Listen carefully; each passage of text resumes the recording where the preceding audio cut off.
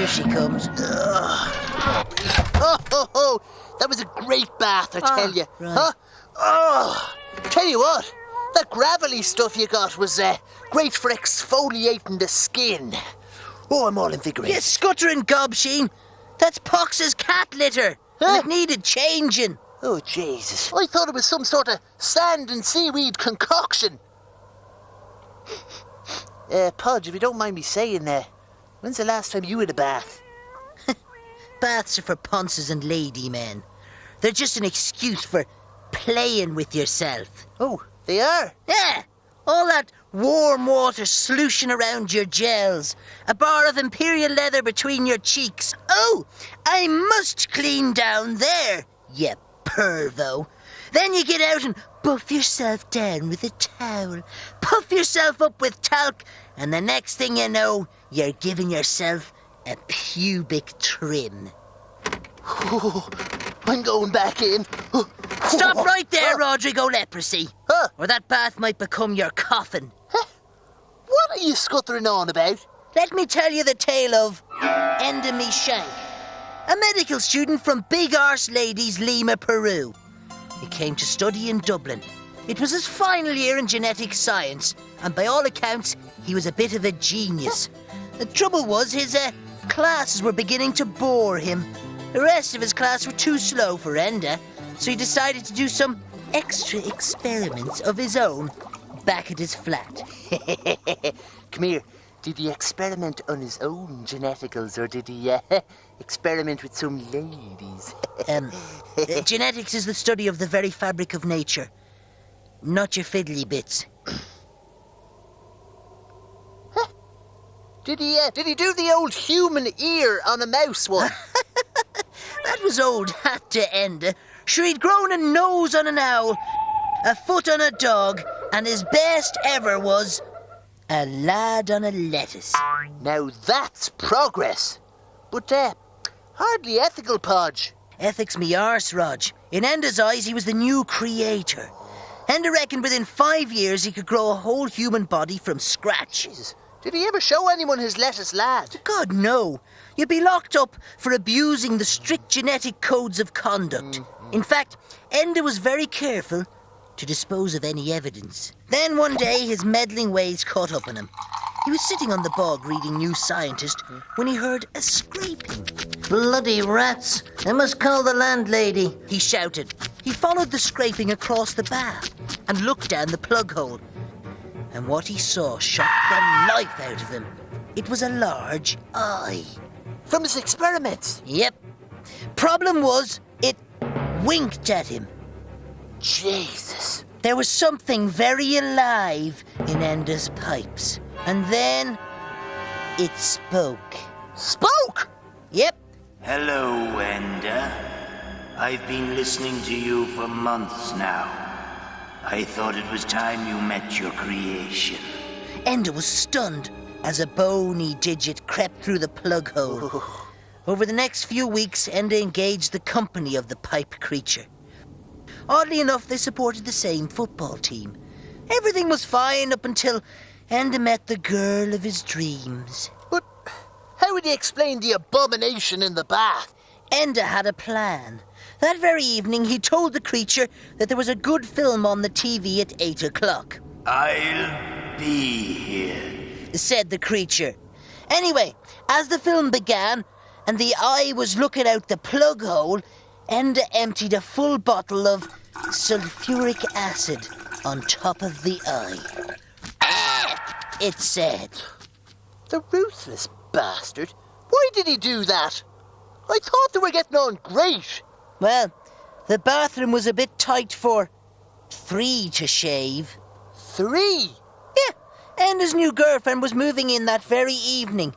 And he couldn't have an abomination living in the pipes with a young lady in various states of undress. Oh, I suppose not. Oh. As he was setting the table for a romantic meal to welcome his girlfriend to her new home, he heard an almighty crash coming from the bathroom. "I thought I'd killed that foul fiend," he shouted as he ran into the bathroom with more acid. only to be confronted with a massive hole where the plug hole used to be. Oh, Jesus. Then Enda felt the cold steel of a 3-foot shower rail through his heart. Then there was a ring at the doorbell. It was Enda's girlfriend with her suitcases by her side. Please do come in, Mary, Said a voice as she entered the darkened hallway. Why are all the lights out, Enda? Said the girl. It's your moving in surprise, baby.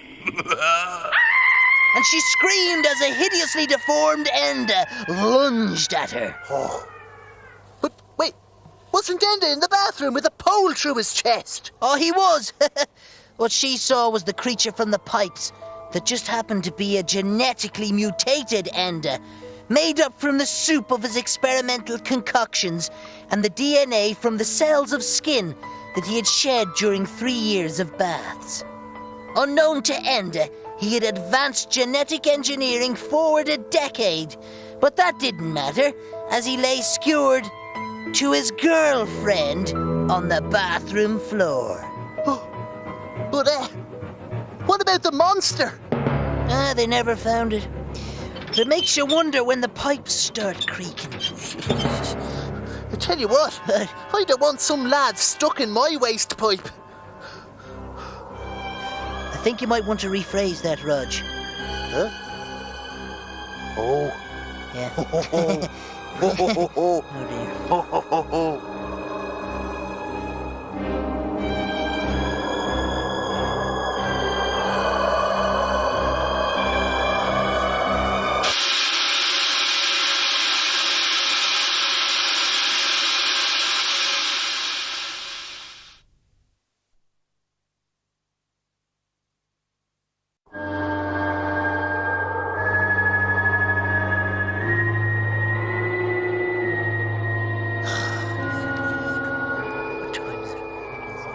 Oh, Jesus.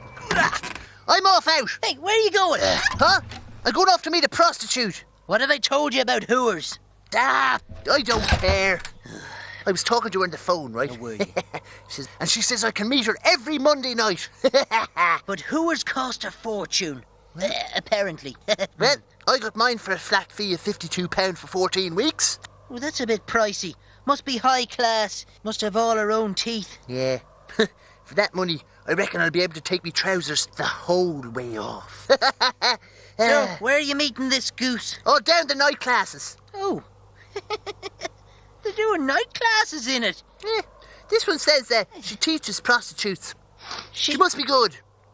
Hold on. She didn't say she was a substitute teacher. Oh, that's what she said, right enough. What did they do? You feckless gobsheen. You and your female infatuations. Illicit relationships will only end you up in hot water. Surely you've heard the tale of the backdoor man. No. Tell us more. Yeah.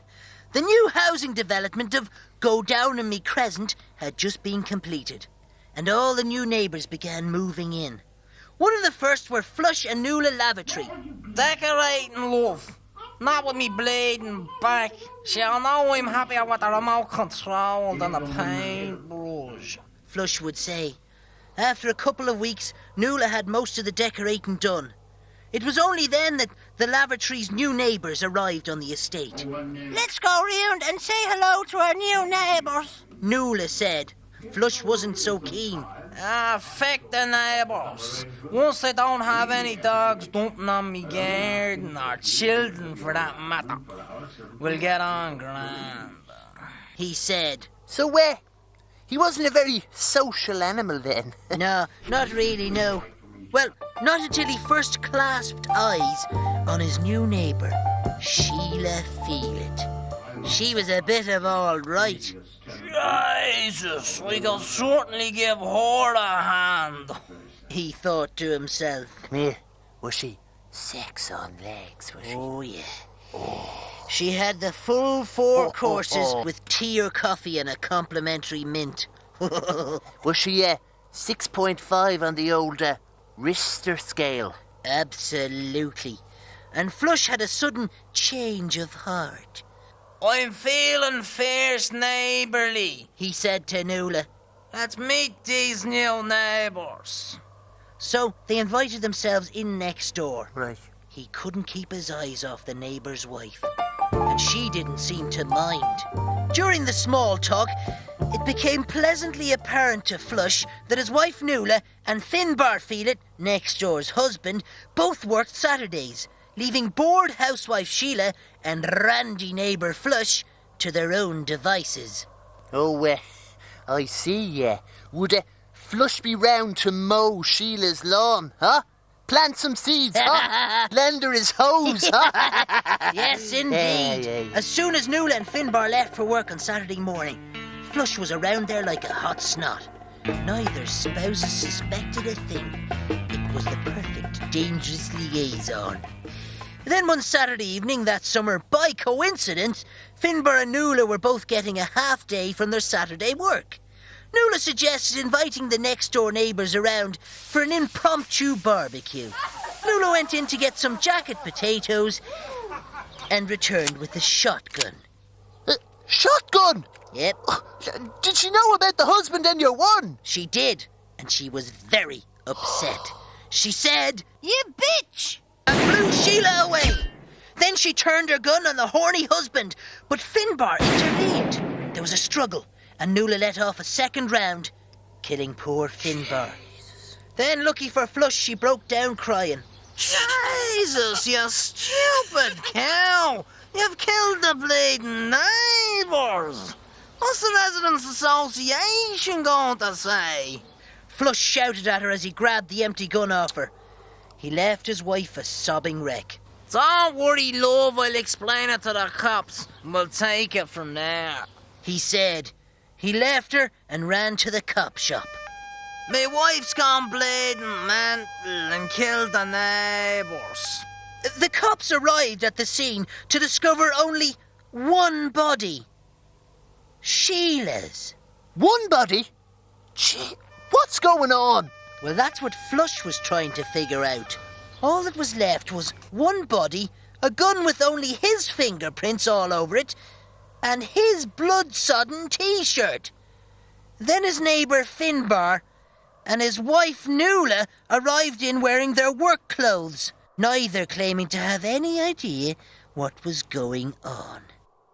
Jesus! One bullet, one blank, Rodge. The judge gave him life imprisonment. But he was set up.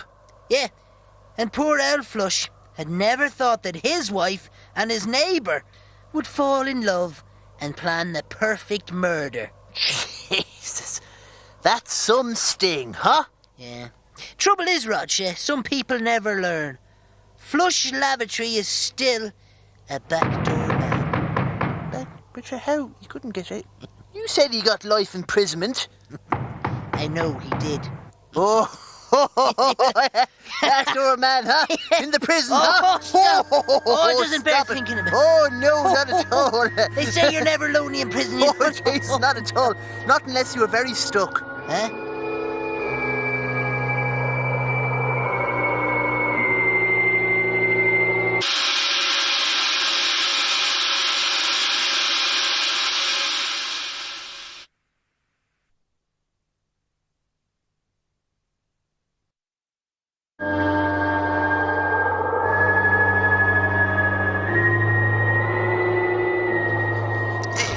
Where is he? Rodge! How are you? Is the Jacks free now? Oh, it is, yeah, but... Jesus, I'd give it 20 minutes at least. I've a fierce dose of the rat. What's that in your hand? Oh, nothing. Huh? Nothing. Show us. Come on. Oh, right. Oh, Jesus, what the hell are you doing? You're turning into a lady man. No, I'm not. Oh. I was just seeing what it was like to... Have you a date with Pamela Henderson? You dirty pervo. No, actually, I just wanted to see if it'd be any different with the lady's touch. Oh, you're a sad, sad little man. You'll end up blind if you keep fiddling with yourself. That's a myth. Oh, a myth is it? Try telling that too. Frankie O'Friction. What? The computer salesman fella from PCs or Us? Yeah, poor old Frankie. Had a problem a bit like yourself. He was very fond of spanking the monkey. You mean the old sausage bungee, huh? Yeah. You mean popping the pink lizard, huh? Yeah. Pummeling the pudding. Shut up, You you mean thankless rogue. He used to get awful bored travelling the country, staying in different hotels every night. Oh, it was awful lonely on the road. That was until he found the joys of the internet.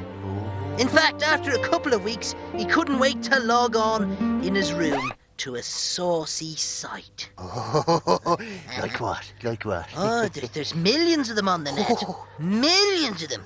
There's www.flesh.com, www.cum.com, www.enormoboob.com, www.wetandwild.com. Come here. Do they have a www.livefrogsupmearse.com, huh? Anyway, whatever tickled his fancy, he tickled his fancy, if you know what I mean. Right. He spent hours fiddling with himself in front of the screen. When hours turned into days, his sales work began to suffer. He was becoming addicted. Yep. But more of a concern to Frankie was his eyesight began to deteriorate from viewing the screen constantly and all that, straining. Was he turning Japanese? I suppose he was. He could barely make out any detail on the screen by the time he dragged himself out of the room and down to the opticians. Opticians? Spunk savers. Shut up! Anyway, he arrived back to his room ready for some hot porno action. The trouble was the glasses turned out to be a hindrance as he was logging on. Oh. You see, not only did they slip down his nose with the vibrations, the steaming up of the lenses obscured his view of the screen. In fact, it was an all-round disaster. Oh. Then he had a brainwave. Room service. No, contact lenses. Did they work? Oh, brilliantly. He whacked away at himself 24 hours a day for a whole week before he collapsed exhausted on his keyboard. He slept for almost 48 hours straight. He would have slept longer if it weren't for the excruciating pain that seared through his eye sockets. He opened his eyes, but was greeted with darkness and pain. Jesus, what happened to him? Well, he fell asleep over his computer, still plugged in, and the sheer heat generated by the overused and overpowered equipment had melted the plastic of the contact lenses into his cornea, blinding him for life. Jesus. www.tragiwank.com. Yeah. I tell you, that's put me right off. Right. I'm going straight to sleep. Right. Oh. Off to sleep, you're going. Yeah. So you won't be using that left hand? What? Feck off. Go on, I only want it for a minute. What, you're going to do it twice? Huh? Feck off. Come on. Get off me, will you? What are you Give me a doing? moment of it, Feck man. off. Come on, give us a Get off, will you? Get off me, will you? Away. Go on. Get off.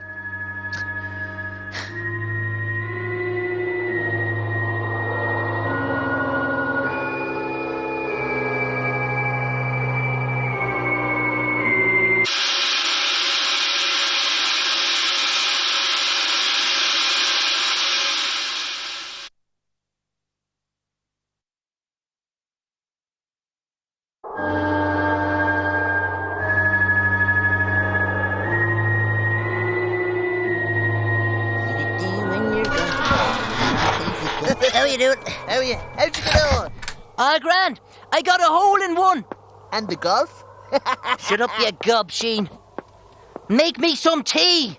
I can't. Oh, I broke 6 ribs in the clash. Oh, confined to bed I am.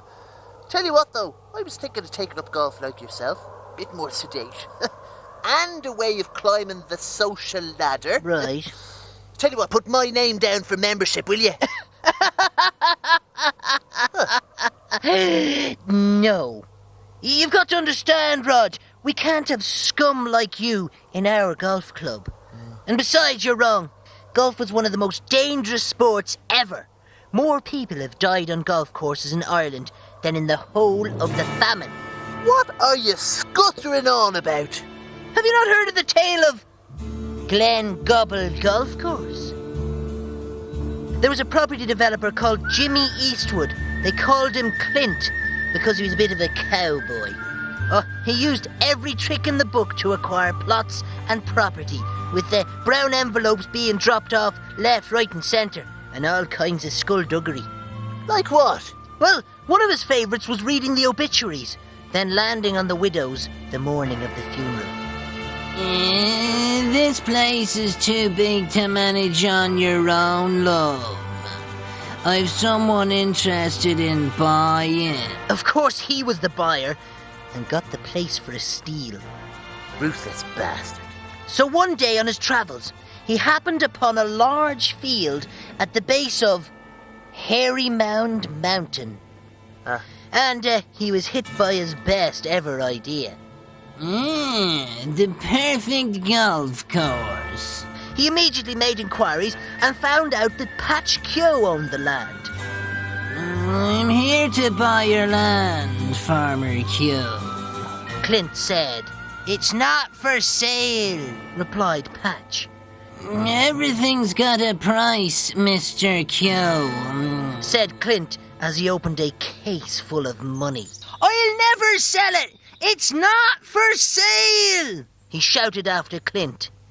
So he wasn't going to sell it, so? No. Right. But Clint never took no for an answer and went straight to the county council offices with the same briefcase. He soon returned to Patch's cottage. A compulsory purchase order is what I have here, Mr. Keogh. Get any livestock or belongings off the land by tomorrow evening, Said Clint. I've nothing in that there field, replied a defeated Patch. Good.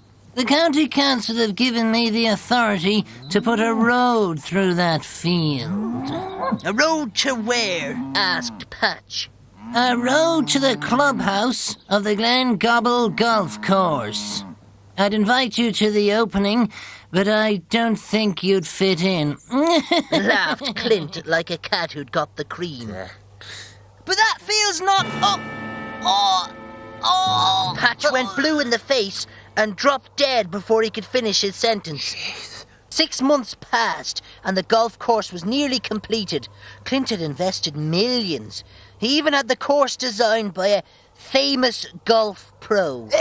Jack Nicholas. No. The Spanish fella, Severio Bollock Steroids. No. Prickfaldo. No. Tiger Woods. No. Shut up, you feckless gobshite. It was Willie Stroker, winner of the Masters. You could say he was a master beater. I'll ignore that one on grounds that you're slow. Anyway, Willie and a number of other international golf pros arrived over with a lot of to-do to play the inaugural round with Clint. It was a splendid round by all accounts. Clint was scoring surprisingly well. That was until the first of the pros dropped dead in the bunker. For the love of Sister Mary Bernadette and the 7 shaven-headed lepers, what's going on? Shortly followed by another in the rough, 500 yards down the fairway on the 9th. But Clint didn't care. He was determined to finish his round. And even when Willie Stroker had a seizure on the 18th tee, it didn't put Clint off his shot. When he got to the green, he was feeling dizzy. And unfortunately, he collapsed and impaled himself on his putter before he could complete the round. Podge, what the feck is going on? Well, what Clint didn't know was that Patch Keogh's field was an ancient Ebola grave. An Ebola grave? Where hundreds of people were buried in a mass grave site during the 1720 outbreak. But Patch didn't want to sell the land on, as he knew its dangerous secret. and the feckless golfers by licking the balls and putting the tees in the ground and then in their mouths ingested the deadly virus, having awoken it from its grassy tomb. So they died from licking their balls. What a way to go. That's right. So you won't be joining the golf club then? I'm still quite keen on the golfing life, though. Right, so What? What's that joke? it's for the initiation ceremony. Huh? Put this on your forehead. There you Get go. off. What are you doing? Huh? What? What is that? What is it? Right, stand still now. Huh? Ha! You missed!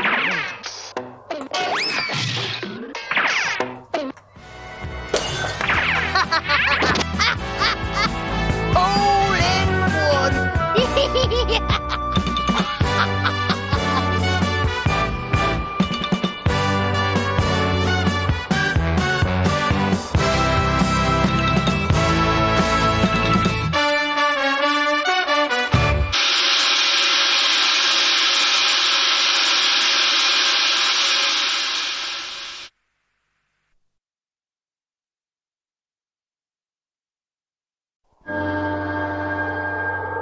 Bugs, did you see rat? You must think like the rat. You were a killer. You were a killer. Stay. Good cat. Good cat. How are you? Good. How are you? Good cat. Stay. Coming Stay. through. Huh? No, go round. Oh, me nads. Move over, come on. What are you doing? I'm training pucks. You can't train a cat. I am. I'm training him by example. So that's how he learned to lick his arse, is it? Very funny. That took ages, that did. Anyway, you should know better than to be giving pets your time.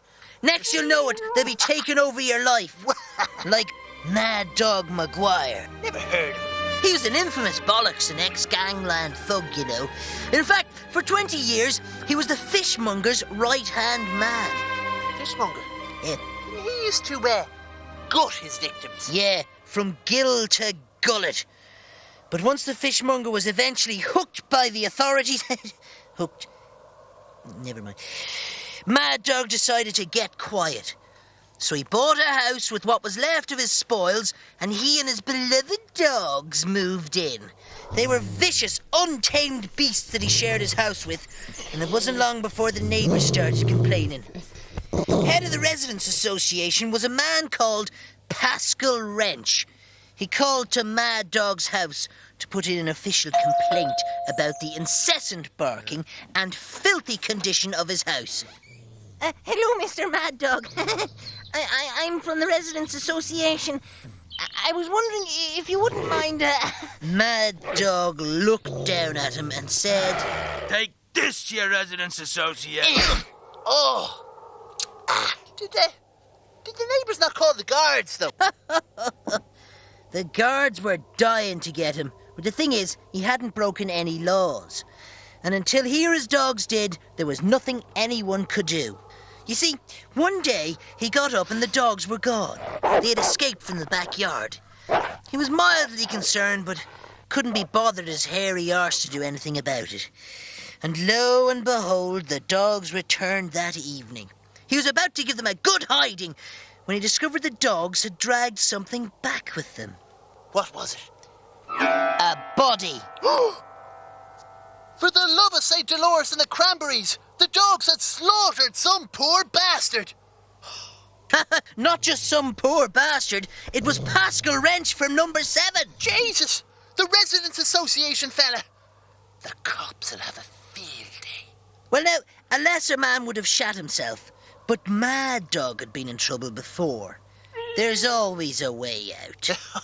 Sure, his dogs had just murdered his neighbour. How in Hades was he going to wash his hands of that one?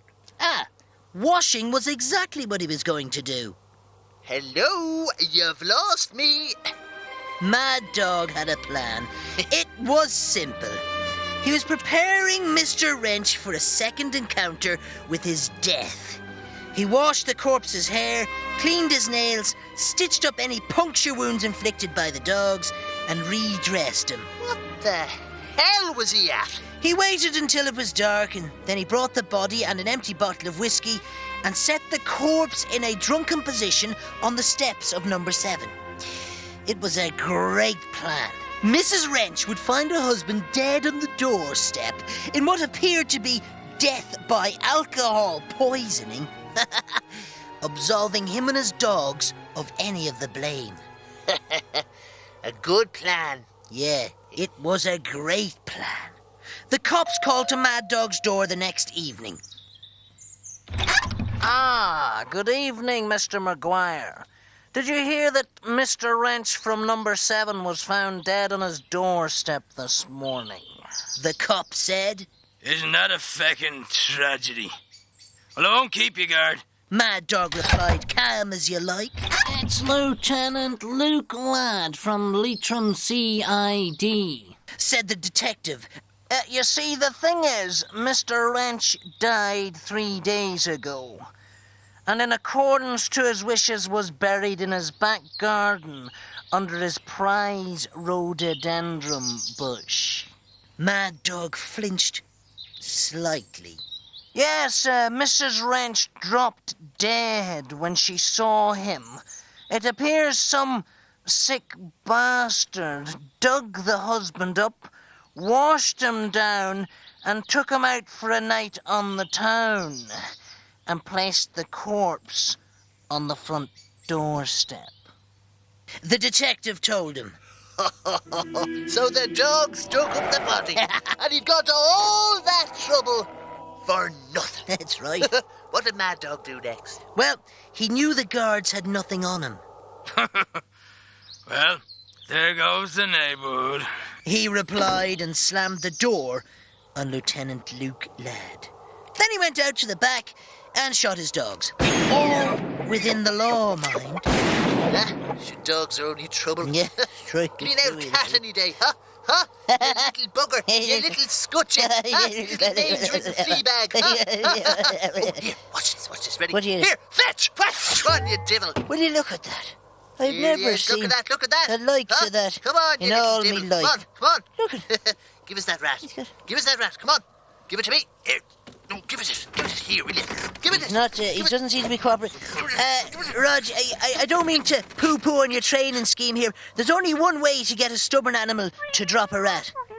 Oh, what would that be, Rolf? Well, it's a bit unethical, but you stick your finger up their rear. It makes them drop it, with the shock. Right, so. There you are. Oh, look at that, it works. Every time, Rodge, every That's time. great now, that's great. Podge, how do we get my finger out? It's... I'd love to help you there, Rodge, but they haven't figured that bit out yet. No, just the other Right. bit. I'm off to sleep now. Good night.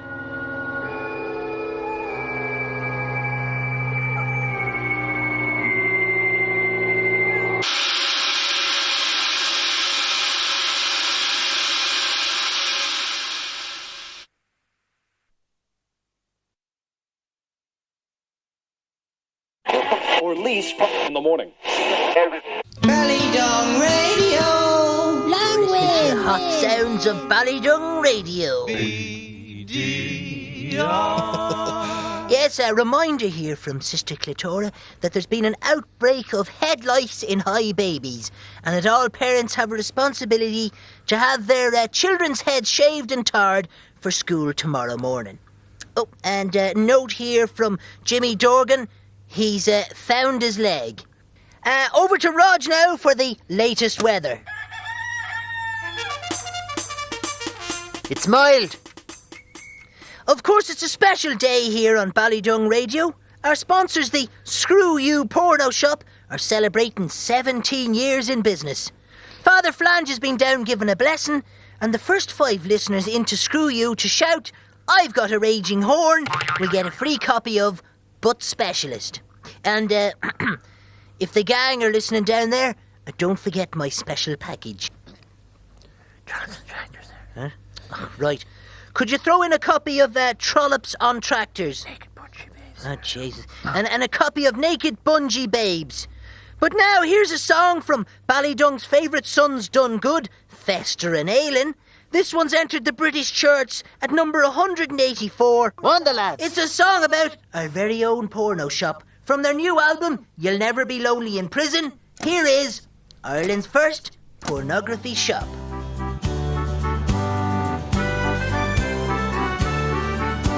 A man with a dream back in 82 opened a shop, called it Screw You. It was not DIY, more of a dubious nature, with products that disgust or titillate ya. Word spread like lightning through a Catholic aisle that the shop was selling photos of vertical smiles and of foreign lads with enormous dicks, measuring 3 foot, some 4, some 5 and some 6. It was Ireland, oh Ireland's first pornography shop. The moral majority wanted it stopped, but the people of Ireland stuck up their free hand. We don't want our porno shop banned. There's cum shots and bum shots and ladies with hair. There's whips and chains and kinky underwear. There's blow-ups, strap-ons, butt plugs and all. If you're a pervert with money, you're welcome to call. You're all welcome. There's creams and ointments and pumps for your lad. Nipple clamps if your slave has been bad. Videos, vibrators, contraptions galore in Ireland's original pornography store. Come on everybody! It was Ireland, oh Ireland's first pornography shop. The moral majority wanted it stopped, but the people of Ireland stuck up their free hand. We don't want our porno shop banned.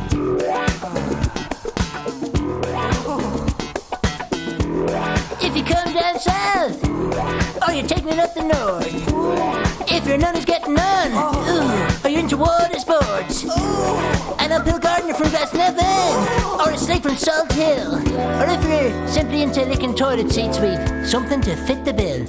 You can all come to Ireland's first pornography shop. That's right. If it's pain or pleasure, if you're hetero or gay, if you're a lesbo or a tranny, or if you like it both ways, there's only one place you'll ever need to stop. It's Ireland's original pornography shop. You! Come on, everybody! It was Ireland, oh Ireland's first pornography shop. The moral majority, they wanted it stopped, but the people of Ireland stuck up their free hand. We don't want our porno shop banned. No, we don't want our porno shop banned.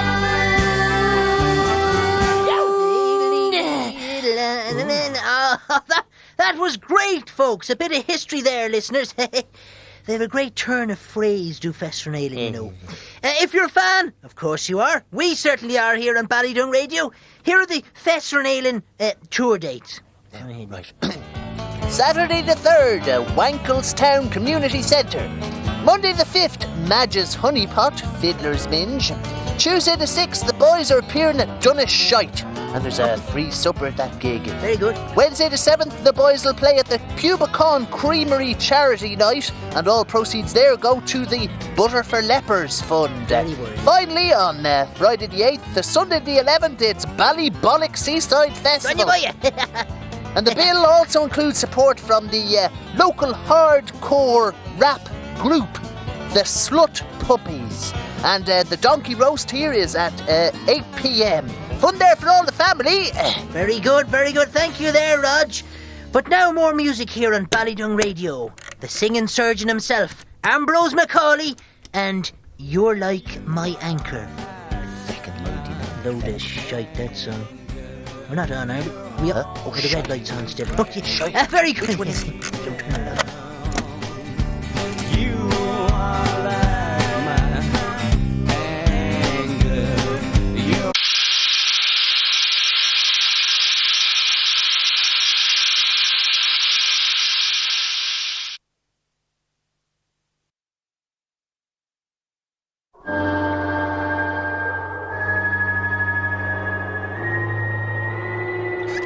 Oh!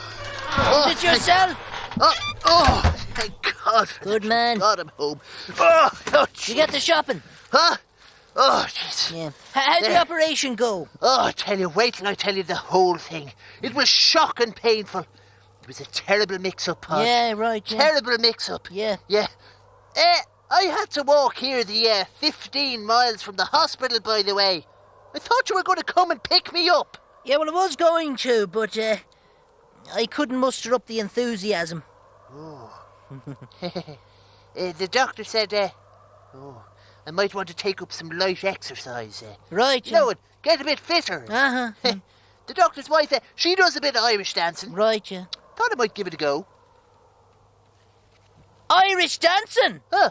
You go and dance the arse off yourself, but you'll undoubtedly end up dead. Huh? Sure, haven't you heard of Seamus McAnus and the story of the Black Brogues? If I said I had heard, it would make a difference. No, listen up, you scuttering gobsheen pup. You might learn something that might save your life. Even at the age of 3, young Seamus McAnus had a burning ambition to be the best Irish dancer in the world ever. So determined was Seamus that no one was going to get in his way. And by the age of 18, he had worked his way to national champion by fair ways or foul. Cheating? Yep. The scheming gobsheen. Suppose he must have been happy with himself having reached the top. Oh, not at all. Huh? He had an ego the size of Belturbet. She had the whole world to conquer. But Seamus was finding it increasingly difficult to fend off the competitors. That was until the phone call. Oh. The phone call! Right, would it have been Mike Murphy, your man with the orange face, from Winning Strip? No, you scuttering gobsheen. It was an anonymous caller. You're in a rut, Seamus. I know the secret of dominating the world of dance, he said. Who the feck are you calling me, Seamus McAnus, Ireland's #1 dancer? I'm your only hope if you want to make it to the top. Seamus's curiosity got the better of him, and he decided to meet the mysterious caller, if only to give him a piece of his mind. What happened so? Well, he met the mysterious caller in a run-down flat in Mullinasnot. It was a grey-haired man, a lot older than his years. How's an old fart like you going to make me world champion? I'm wasting my time here. Just as Seamus was turning to leave, the old man pulled a pair of the shiniest black brogues Seamus had ever seen. Try them on for size. They were once owned by a world champion dancer. The man said it was like the shoes were made for Seamus. He felt an overwhelming urge to dance. And in that run-down flat, he danced like he'd never danced before. How much do I owe you for these shoes? Asked Seamus. The old man had fallen asleep. So Seamus did a runner with the shoes still on his feet and danced the whole 25 miles home. And within a year, he was world champion. So his dreams came true after all, eh? Some bastards of all the look. I'm sure him becoming world champion, at least he'll be able to put his feet up. You see, that's the problem. Eh? The day he put on the shoes was the day he danced his life away. You see, they were no ordinary black brogues. They'd make you a world champion, all right, but there was a catch. You could never take the shoes off. Huh? For even while Seamus slept, his feet kept dancing away. And even with all the applause and all the awards, he couldn't stop the hatred he was now feeling for the dance. He needs to get the horn. Huh? Huh? A shoe horn! Behind Oh. the heel! Right, It's your only man. he tried everything. All kinds of chiropodists and foot healers. But no one could help him. Huh? It was like the shoes were part of his anatomy. Eventually he returned to the place he first encountered the cursed shoes. Seamus kicked in the door. How do I get these feckin' shoes off, you old bastard? They're killing me! He shouted. Look, I'll give you everything I own if you tell me how to get these shoes off and give me some peace. The old man slowly pulled up the blanket covering his legs to reveal 2 stumps just above the ankles where his feet had been. I'd like to have done a neater job, only the saw was rusty. You see, I wasn't the first to use it, and nor the last. Just then, footless cripples dragged themselves into the room and handed Seamus the rusty blade. Welcome to the retired world champion dancers club, Seamus McAnus. Jesus. He had to saw his own ankles off. Yep. Anyway, what did you get here, little... You're a mean old bollocks. Only buying 1 sausage. No, I was trying to tell you earlier, you see. They made a mistake with me operation. They mixed my appendix operation up with Pansy Flanders sex change. They said I should take me Willie home with me, and they'd sew it back on in the morning. You mean? Right. Well, look, I'd better have that back, and put it under here for safekeeping. Who's going to clean that? Pops, where's that cat? Pops, go on, food, come on, food.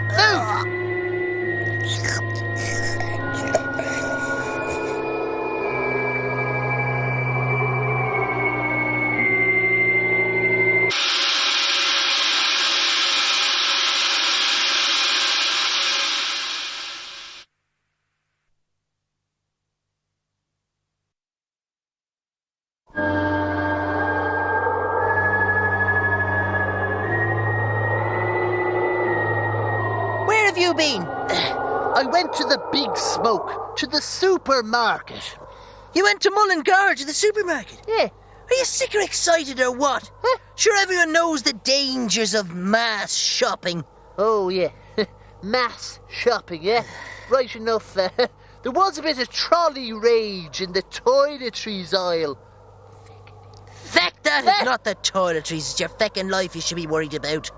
Don't tell me you haven't heard of the man in the Aaron mask. Would it surprise you if I said no? There was a mild-mannered man called Garvin Quick who lived with his wife Dorcas in the busy town of Ballyhare. He was the manager of Smart Value, the town's biggest supermarket. He was always helpful and kind to his staff. Sounds like a dry shite to me. That's exactly what he wanted everyone to think. Because beneath the harmless exterior lurked a devious criminal mastermind with a cruel streak. Oh, yeah. Was he keeping all the Smart Value Super Saver stamps for himself? No! He was the man in the Aaron mask! Right, is that the time? I'm going off to sleep now. Under the cover of late-night shopping, he would disguise himself, including a mask he had fashioned out of the sleeve of an old Aaron jumper.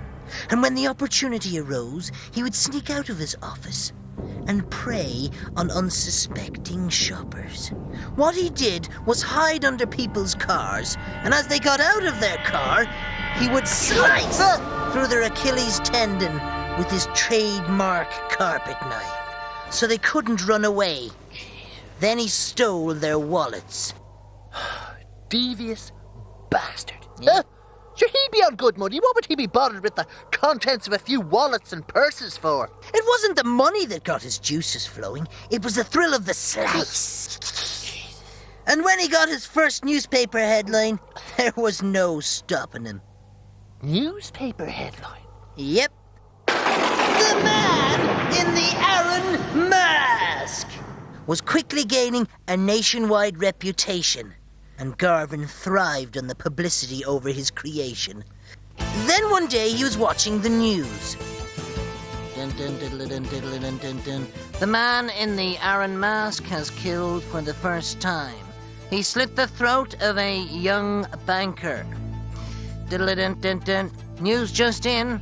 The man in the Aaron mask has killed again. Garvin was appalled. His man in the Arrow mask would never kill anyone. The whole thing was getting out of hand. With a copycat killer on the loose, it was time for him to lie low.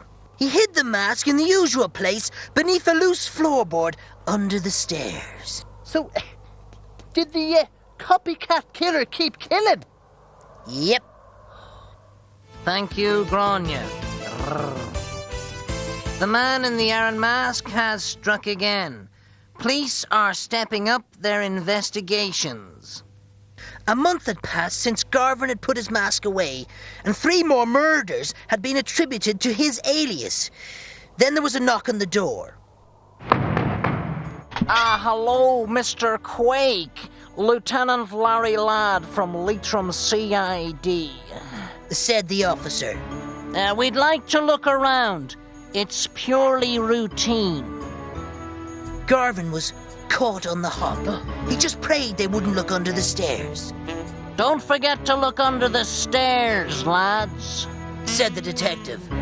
Garvin started to sweat as an officer discovered a loose floorboard. Huh. So they found the mask, huh? No. To Garvin's surprise and relief, the mask wasn't there. There was only one explanation. His wife, Durkis, must have found it. After the police had left, he thought long and hard about what he should do and came to the conclusion that when Durkis returned from bridge class, he'd come clean about the robberies and beg her forgiveness. Sure, she'd know he was no murderer. Yeah, 'cause he's a slicer, not a killer. Yeah, right, Rodge. Anyway, he waited and waited, and she never came home. Then the phone rang. It was Durkis. The bus never turned up. So I walked to the supermarket. I thought you were working late and I could get a lift, but there's no one here. She said. He told her to hang on. He'd come and pick her up. He pulled into his usual parking space and got out of his car. But Durkis was nowhere to be seen. Then he felt a tingling sensation at the back of his leg. He got dizzy. He tried to move forward, but he fell on his face. He rolled onto his side, only to see a figure scramble out from underneath his car. It was the other man in the iron mask. You're only half right. Huh? It wasn't a man.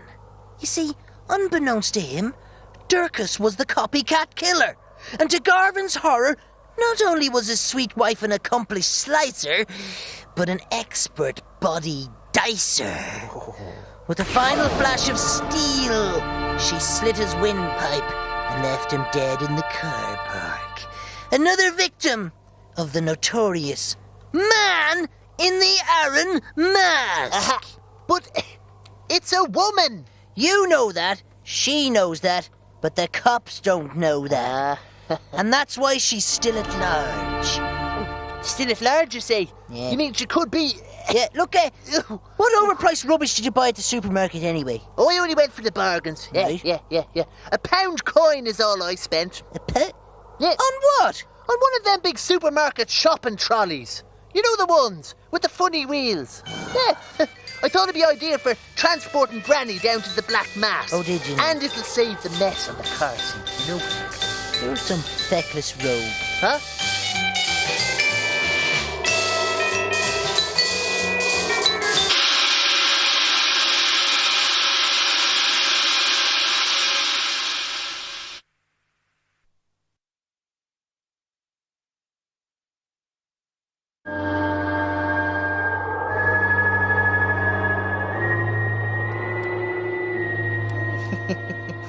I just put no beer and no squirt on her.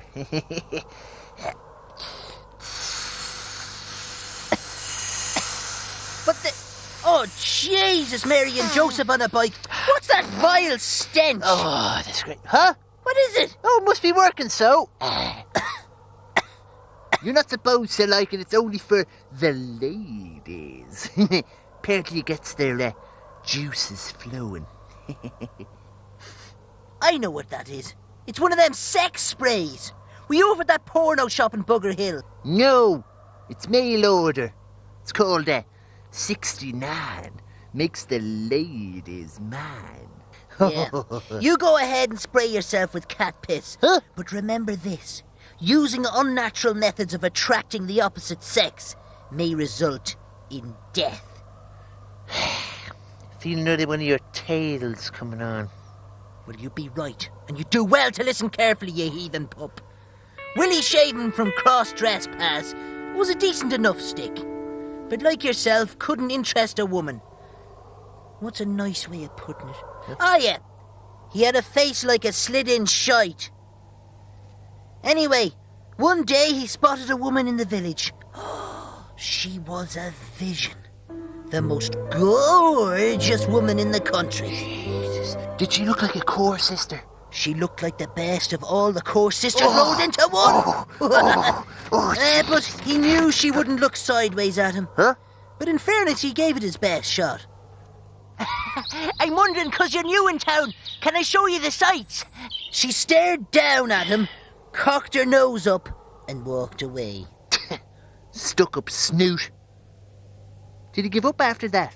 Well, after that, he knew he'd never charm her. So he popped up to the city and found one of them sex shops you're so fond of. Do you have anything in the love potion line? He asked the man. Oh, is it love you're after? Love doesn't come cheap, sir. The man said, Oh, $99.99 for this love bottle. Oh, yes. Will it work? Asked Willie. Oh, guaranteed to work, sir. But only put in 2 drops. No more, no less. And the woman will be all yours. Oh, yes. Said the man. I'll put it in a bag for you, sir. So off home went Willie to put his plan into action. Yeah. Did it work? Yeah, it worked all right. But the fumbling Egypt dropped the whole lot into her tea in the local coffee shop. As she sipped her tea, she began to stare at Willie. Her eyes suddenly full of love. Ah, so it did work. Yep, they both got up, walked out of the coffee shop together, and from that moment on, they were never apart. Well, that's what he wanted. Oh, he got what he wanted, all right. But it was more than he bargained for. How do you mean? Well, the thing is, for the first 2 weeks it was great. She absolutely adored him. But as the months went by, he realised that she never left his side. And I mean, never. Even when he was having a Yes! Jesus. In fact, poor Willie was getting pretty sick and tired of the 24 hours a day adoration. She was smothering him with love. You're going home in a London ambulance? Oh, I'm just watching football with the lads. He'd say. I'll watch it too. She'd say. I'm working late in the office. He'd say. I'll bring you your tea. She'd say. I'm reading a book. He'd say. I'll read it too. She'd say. Jesus, is she a bugger on your back or what? Indeed, it was driving Willie demented. It was time to do something about it. Was he considering something a bit drastic? Well, after trying every possible way to get rid of her legally, he was forced to consider the only 2 options left to him. How do you mean?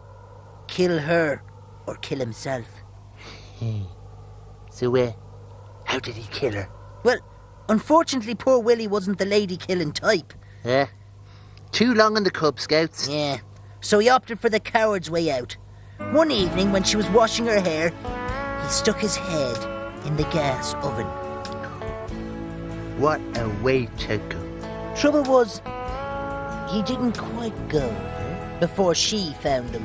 Another minute would have done it. Next thing Willie knew was that he woke up in a hospital bed with a doctor standing over him. He tried to get up, but his body wouldn't respond. I'm afraid your partner is in a deep vegetative state, Said the doctor. He could easily live for another 60 years, but he'll never know you're here. We'll take good care of him.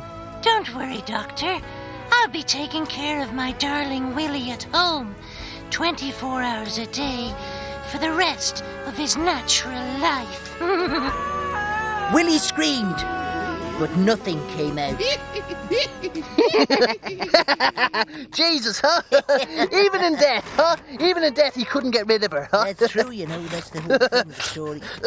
Oh, Oh, it's that perfume stuff, the spray. To him, you're in heat. Oh, you There's dirty nothing thing! you Get can off do me! about Get it. off me, you dirty cat! Serves you right, you and your Ponzi perfumes.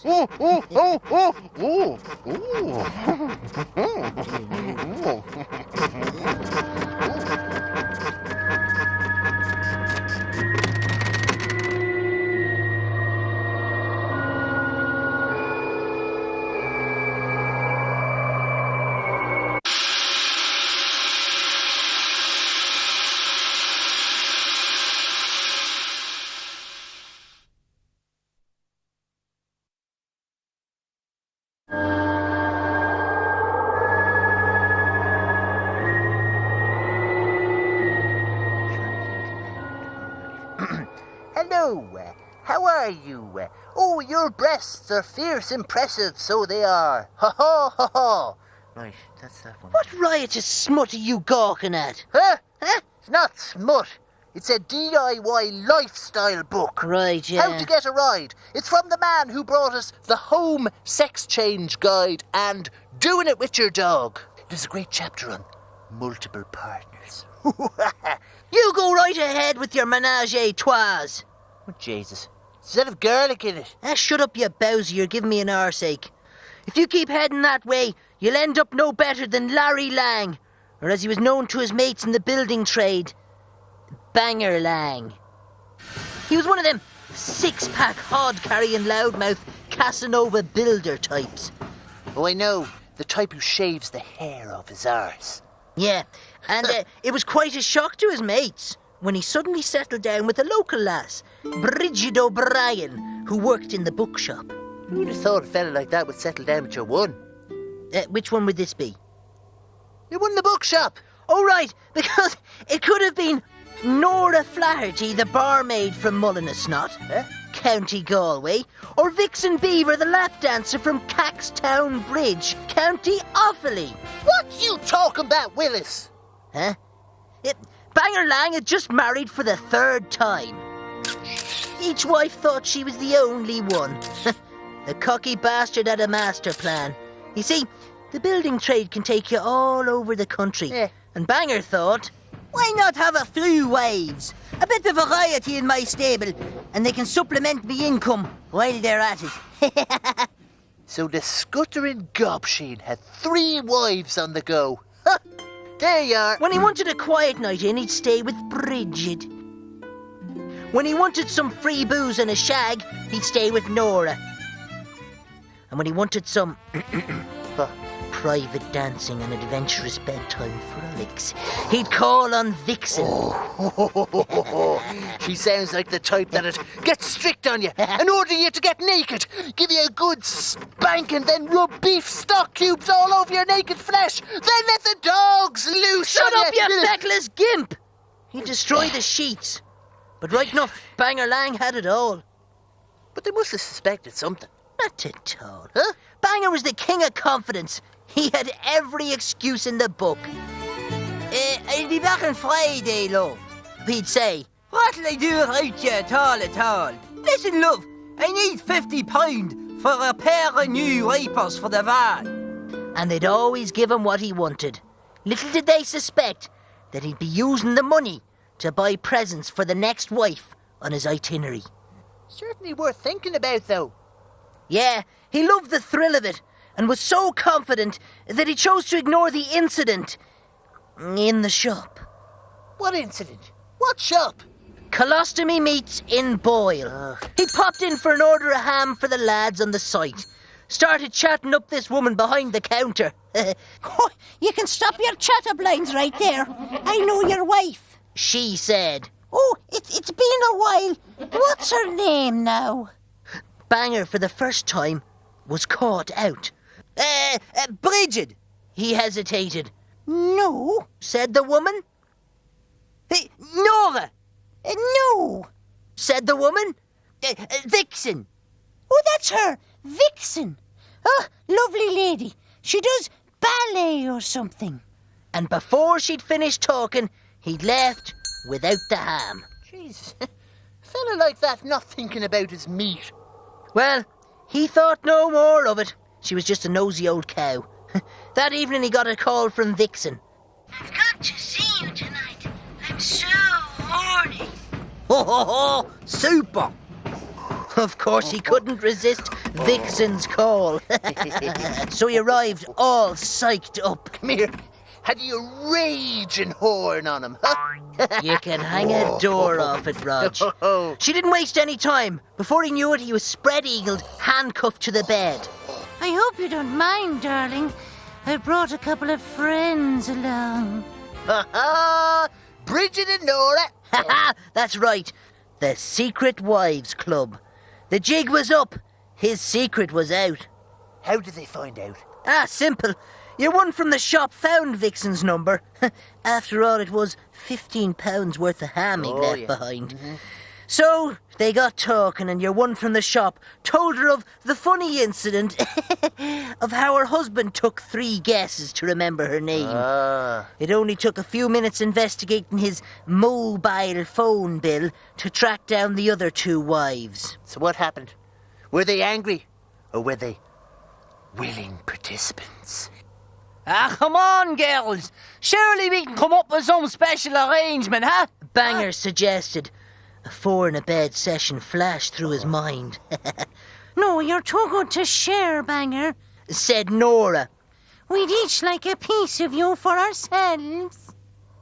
And with that, Bridget pulled back the sheet from the end of the bed to reveal Banger's very own bench saw spinning into action. You could say he split up with them.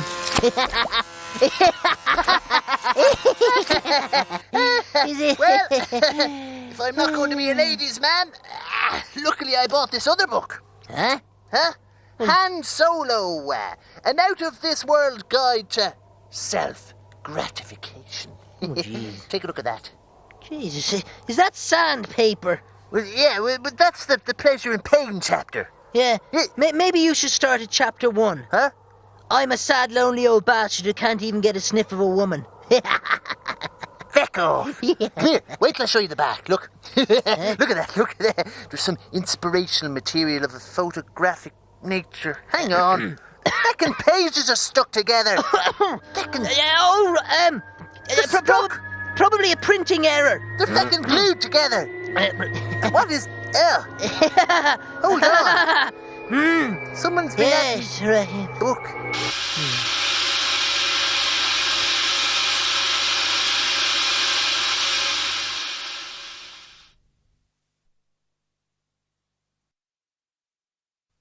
Or at least in the morning.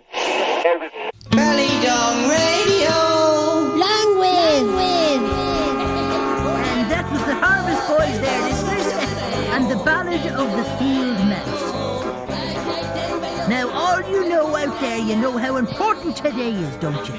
We need your donations to save Ballydong Radio. As you know, we're broadcasting illegally, and despite Rodge shooting the licence inspector, the persistent feckers have been on to us again. And as you know, licences cost money. Oh, that's right, listen. Far too much money altogether. So instead we're raising money for a bribe. Rodge, what's the total on the totalometer? Well, the total on the totalometer is... £8 6 shillings. Oh, Jesus. Oh, Jesus. Now, come on now, listeners. Come on. We're going to have to do better than that. We need 50 quid by the end of the 50. show. Only 50. Or we're shagged. And that means no more Ballydong Radio. And more tunes from your favourite artists, like Tommy Gussett and his big brass horn. The Lang sisters. They're great girls for the 69s. Yeah, they're 45s. I know. Oh. Gilby and Waters. Yeah, they're great, Gilby and Waters. And of course, our favourites, the local boys done good. Sure, where would we be without Where them? would we be? Oh, dig deep, listeners, and make your pledges as we listen to Festerin' Ailin from their new country EP recorded in Nashville, Tennessee. Come on, the lads. Haystacks and Hooers. Haystacks and Whores. This is a little tune now. Take it away, boy. Yeehaw!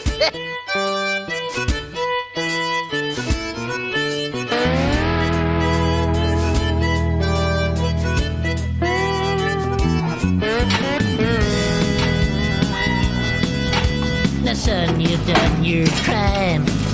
You'll have to do your time. The judge said take him away. To prison you will stay. For 15 years or more. He'll be locked behind steel doors. With others of ill repute. All anonymous in prison suits, yeah.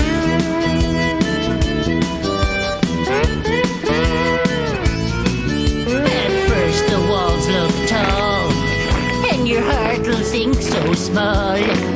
But laddie, don't despair. You'll meet a friend in there. You might find a like-minded soul in the bunk bed down below, who's sharing your woes. A pink nail varnish on your toes. Oh, you'll never be lonesome in prison. No, you'll never be lonesome at all. Although you're locked away, you'll get cuddles all day and a pat on the bum from the warden. Oh, you'll never be lonesome in prison.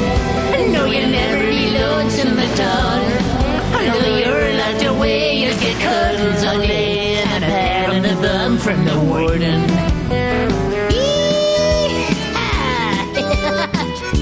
Alright, so if you're in for life, no doubt someone's shagging your wife. But don't feel no ills, 'cause someone else is paying your bills. If you're feeling aroused and missing your spouse, and the fella in the bunkie is looking kinda hunky, yeah. No, you'll never be lonesome in prison. No, you'll never be lonesome at all. Although you're locked away, you'll get cuddles all day and a pat on the bum from the warden. One more time. No, you'll never be lonesome in prison. No, you'll never be lonesome at all. Although you're locked away, you'll get cuddles all day and a pat on the bum from the warden. If you're dying for a fag and you fancy a butt, well, there'll always be someone to fix you up. Right enough, yeah. If you need tucking in or a shoulder to cry on, it's your fellow inmates you can trust and rely on. You'll want for nothing. You'll be one of the gang if you oblige with a rub and the occasional bang. What? Jesus Christ. Riding cowboy. 7 years inside. It's a time to wave goodbye to the men who've been so kind, leaving memories of them behind. Perhaps you'll go straight now, or maybe it's too late now. And if you're craving a cuddle, no doubt you'll find trouble, alright. 'Cause you'll never be lonesome in prison, and no, you'll never be lonesome at all. Although you're locked away, you'll get cuddles all day and a pat on the bum from the warden. Oh, you'll never be lonesome in prison, and no, you'll never be lonesome at all. Although you're locked away, you'll get cuddles all day and a pat on the bum from the warden. Oh, no, you'll never be lonesome in prison, and no, you'll never be lonesome at all. Although you're locked away, you'll get cuddles all day and a pat on the rear from the warden. That's right, you'll never be lonesome in prison. That was great. Wasn't it? Festerin' Ailin there, Get All Country. That was a song called You'll Never Be Lonesome in Oh, Prison. you'll never be lonesome in prison. That's very good. I don't know how great to do that it. Look, we've had a lot of pledges during that Yeah, song we to have. save Ballydung Radio. Over to Rodge for the total on the totalometer. And the total on the totalometer is What you got? £9, 2 shillings. Ah, Jesus. Right. We'll have to resort to more old-fashioned tactics. If you don't start pledging money, DJ Rodge starts losing fingers. Huh? Oh, shite. So consider that while you listen to Ambrose Macaulay with the current #1, You're Like My Anchor. Come here. Give me the little finger now. You only need one. Ow, ow, ow. They better start sending in money, or I'll move on to the feet. What?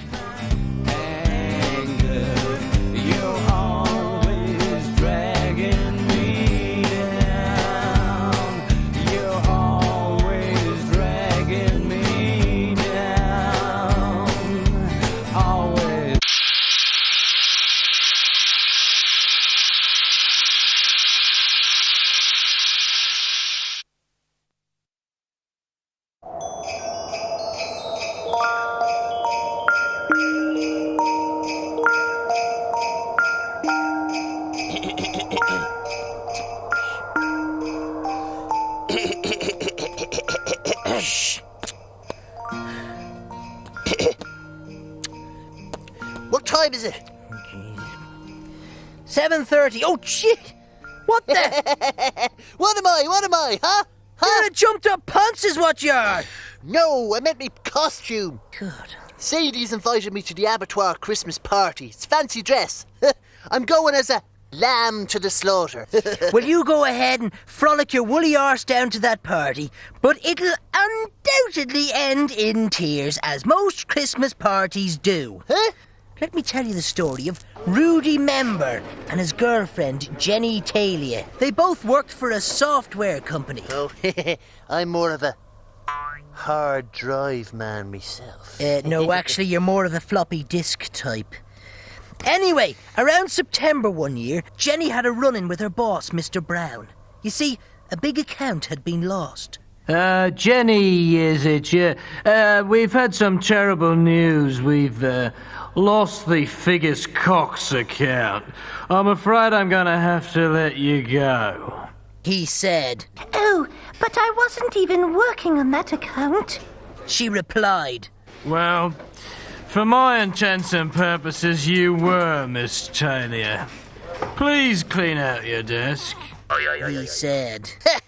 Bloody corporate, cover his own arse type. Could she not have gone above his head? Yeah, she could have, but she didn't want to put her boyfriend Rudy's job on the line, as Mr. Brown was his boss too. A couple of months passed and Jenny had gotten a new job. Rudy arrived home one evening with invites to his office party. Oh, darling, it's a fancy dress party. It'll be absolutely whiz-out. Rudy enthused. I don't want to go. I might bump into Mr. Brown. Rudy understood and was disappointed, but he didn't want to push her. On the night of the party, Rudy was heading out the door in a devil's costume. Yeah, you can't go too far wrong with the queer fella. Yeah, shut up, sheep boy. Anyway, poor Jenny was bored at home. She'd got a video in, but it was rubbish. Paltrow. Yeah, she got to reminiscing and thinking of her lovely boyfriend Rudy and how they'd first met 3 years ago at the office party and the night of passion that ensued. Then she had an idea that if she disguised herself well enough, no one would recognise her, especially Mr. Brown. And she could surprise Rudy in more ways than one. Tell me more. When she arrived at the party, she spotted Rudy and slinked up to him and whispered in his ear. Oh, come with me now, you dirty devil. Then she grabbed him by the hand and took him to the photocopying room. Did she want to see the devil's hole? And more. They had mad, passionate sex on the photocopying machine, just like they did 3 years ago. After the photocopying frolics, she kissed her horny devil and fled into the night. Ooh, I'll see you later, lover boy. She said. A few hours later, Rudy returned home. Well, did you enjoy the party? She purred at him. Oh, yes, I certainly did, He said. So, was it good for you? She asked. Oh, yes, I won £500. He replied. Huh? She wondered what he was talking about. Oh, when I arrived at the party, I realized that Mr. Brown had the same costume as me. So I decided to go and play cards with the lads in the tea room, and I won £500. She'd shagged the boss. Yep. She went white, but had to keep calm. God, sure, it'd break Rudy's heart if he ever found out the stupid mistake she'd made. As he got into bed, he began to laugh. Apparently, Mr. Brown shagged some trollop in the photocopying room. He was going around the party bragging that at the board meeting on Monday, he would be showing some very interesting photocopies. Jenny's heart sank, and it was at that moment she regretted ever getting that rose tattoo on her left buttock.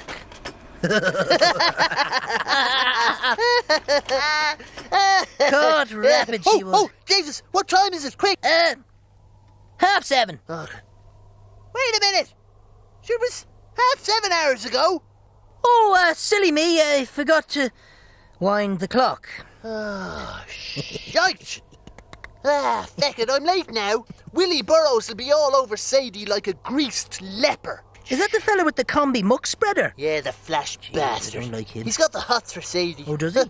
I was supposed to be going with her. She was Bo Peep, but I was a sheep. Little Bo Peep has lost her sheep, 'cause Rodge forgot the time, but she'll go home with Willie Burroughs. And shag him till he's blind.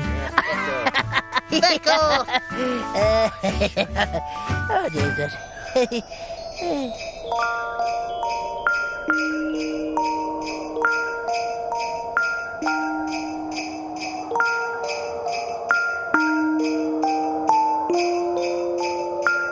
Ho, ho, ho! Merry Christmas to all you gobsheens out there! Ho, ho, ho!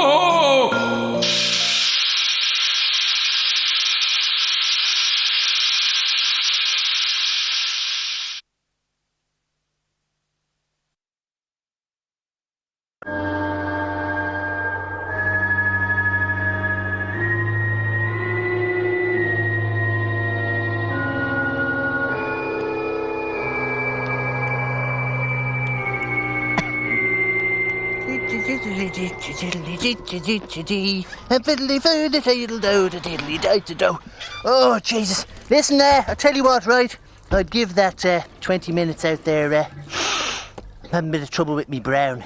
A bit like Vietnam. Oh, by the way, me and Sadie will be taking the car up to Dublin. She wants to buy a frock. Is that all right? You'll be going nowhere with your fancy woman. I won't have my car clamped. Huh? Jesus, this country's gone clamping mad. And it'll all end in tears, like it did in the sleepy bottleneck town of Dripping, County Laois. Sounds like a bog hole to me, Podge. You're not wrong, Rodge. The town had been besieged by traffic, and Bord Trafugta, the traffic council, decided to send Ireland's most notorious clamper, Willie Rigid, from I've Got the Clamp Incorporated, to sort the problem out once and for all. Notorious, did you say? Yep, he even clamped his mother. His own mother's car. Jeez. No, his own mother's hearse. The bad buggering bastard. On his first night in Dripping, he walked into the pub. Everyone parked outside have been clamped. You're all parked in double yellow lines. He announced. But there's no yellow lanes out there, said the barman. There is now, said Willie with a smirk on his face. Jesus. Sure, he wasn't there to make friends, Rodge. He'd a job to do and a bonus to collect. he set about on a clamping rampage. The town never knew what hit them. Willie skirted around the edge of the law and occasionally used some underhand tactics to up his weekly quota. Am I all right there for a minute, officer? The old man would say, "Don't worry, I'll keep an eye on her for you." Willie would say, and with no conscience whatsoever, he'd add another notch onto his clamp. Even the very young didn't escape the yellow triangle. You're a lovely baby, but you're causing obstruction. Tell you what, there's nothing worse than a corrupt clamper. Yeah, right, Rodge. Anyway, one day, the Lord Mayor called him over. Hello, William. I want to give you this on behalf of the locals. It's a calming measure. The mayor said, handing him an envelope. Oh. Cash, is it? Asked Willie. Yes, £3,000. I hope we understand each other. It's just a gift. Winked the mayor, and with that, Willie stuck the envelope in his jacket and stuck a ticket on the Lord Mayor's windscreen for parking illegally. Oh, Jesus. He's some go-boy.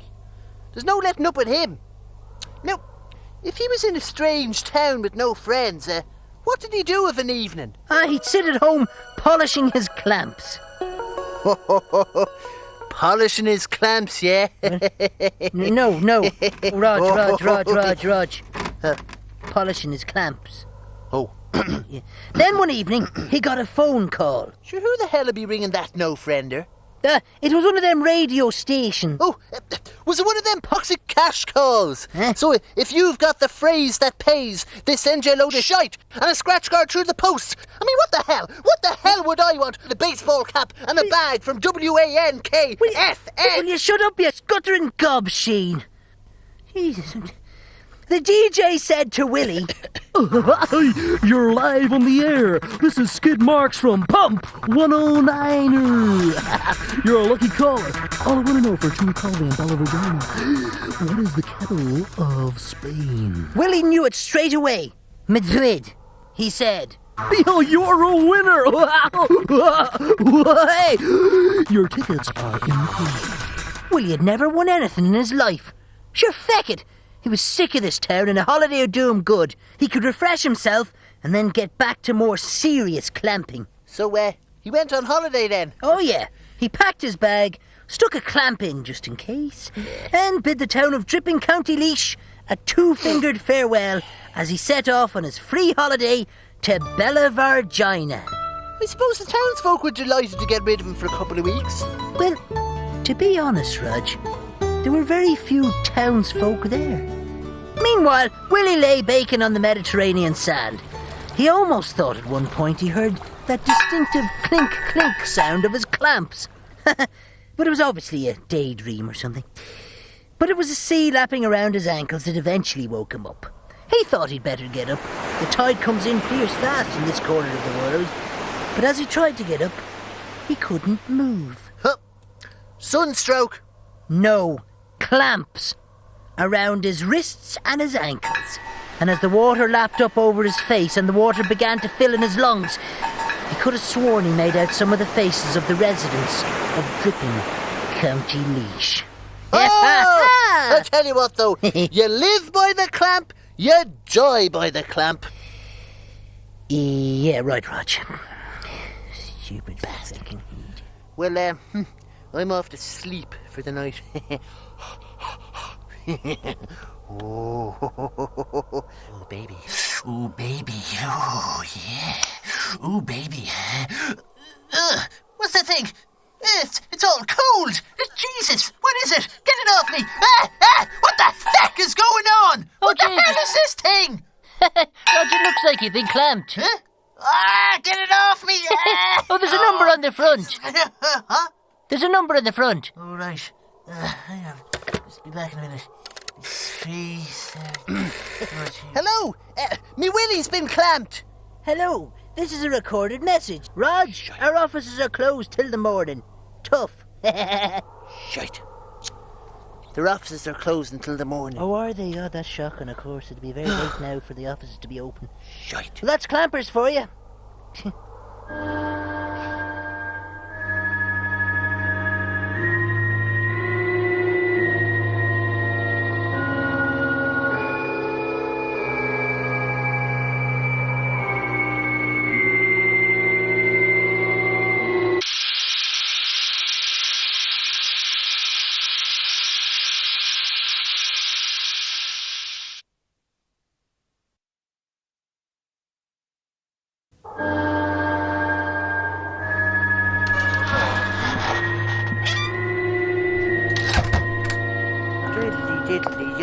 Oh, well, how are you? How'd you get on your date? The film was shite. DiCaprio? Every feckin' time. Jesus. Mind you. What? Sadie had her keys with her to the abattoir. Oh, hey, did you get any free stuff?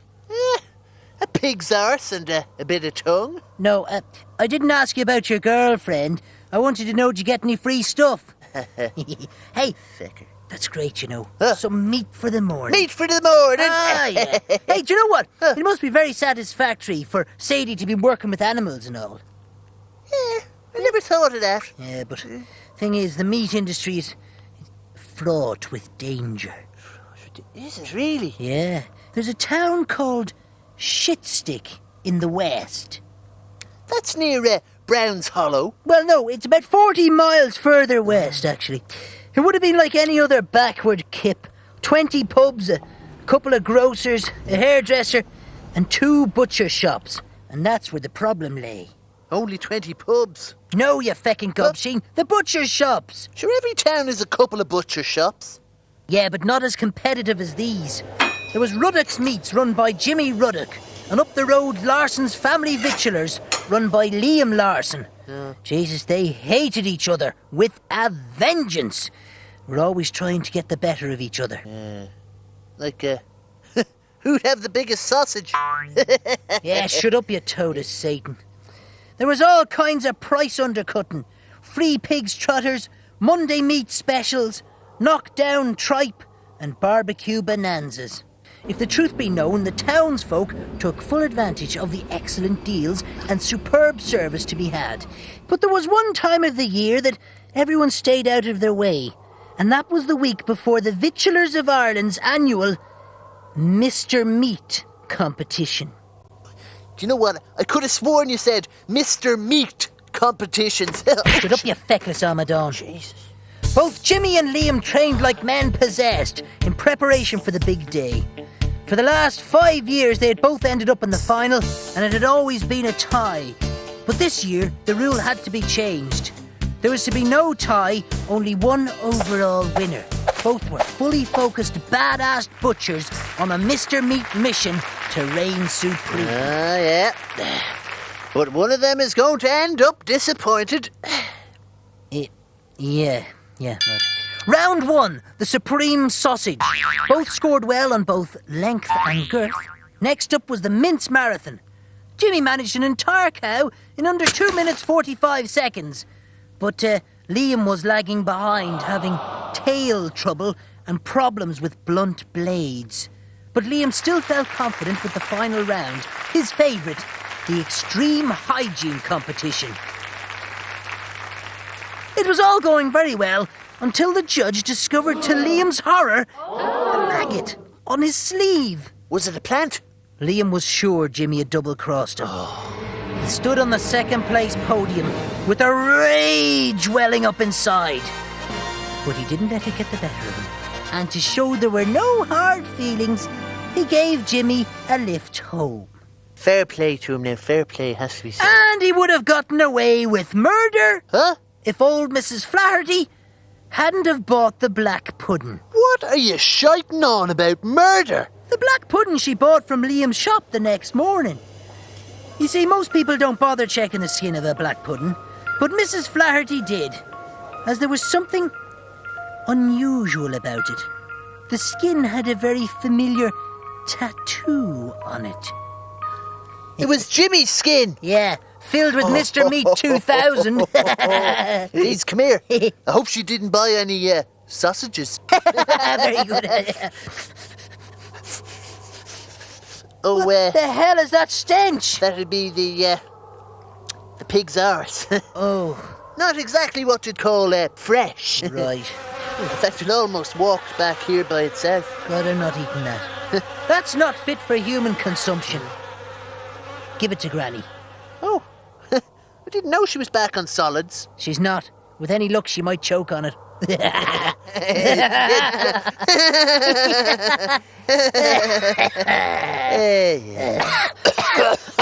Whoa! Whoa!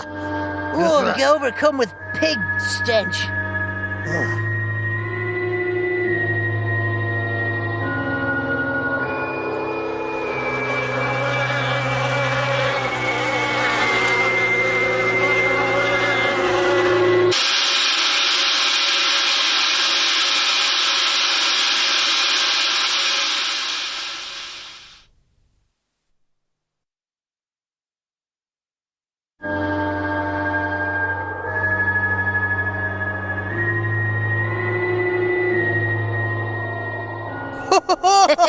Would you look? What? Would you look? It's our old toy box. Oh, Jesus, so it is. It's got all the stuff from when we were nippers, when we hadn't even got an arse in our trousers. Jesus. What's in there, then? Jesus, look. There's your junior stoat trap over there. Oh, Jesus, there it is. And there's a bag of broken bottles that Santi brought you. Oh, the memories, Rodge. Oh, I tell you the what. memories. Look, I don't believe it. There's my little boy's pet dissection kit. Where's that cat? No, Rodge. No. Oh, look. What? The old video tennis game you have. Oh, Remember, there it is, remember I that? see it, Remember yes. the old beep, beep, beep, beep. Tell you what, though. Yeah. Would have been great if we'd had a telly on I the know, same. it would have made a hell of a difference. Oh, look. Is that your magic kit there sticking out? Ah, Jesus. Yeah, Huh? you know. What was it, Daddy? What was it Daddy used to call me when I was all dressed in my magician's gear? Yeah, a little feckin' bastard. No. Oh, no, sorry, my mistake. I remember now. A little feckin' magical bastard. Ah, yeah. Do you know where? I'd probably have been a great magician all the same. Do you not remember what Father used to say to you? Go out and play in that farm machinery. No, he said, no son of mine'll be a poncy lady man magician. Sure, have you never heard the story of the magical Splendor Cock? Well, Phileas Splendorcock had been a bit down on his luck all his professional life. He was now reduced to playing 3 card tricks on street corners. Then one day, a businessman approached him. I like the way you perform, Mr. Splendorcock, said the man. But your talent is wasted on mere sleight of hand. I'd like to make you an offer you can't refuse. Splendorcock looked the man up and down. Piss off, he said. But you haven't heard my terms, Mr. Splendorcock, replied the man.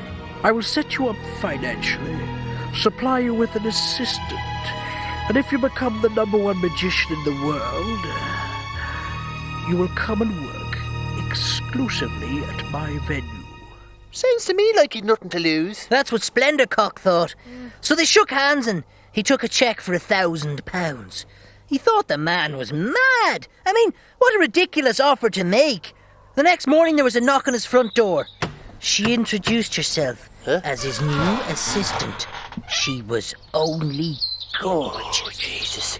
Was she wearing one of them sequin thongs that creep up your crevice, and a Shania Twain hairdo, and a plunging bust line that would have her nipples winking out at you, and her touchy-feely Shut hands? up, you feckless gimp!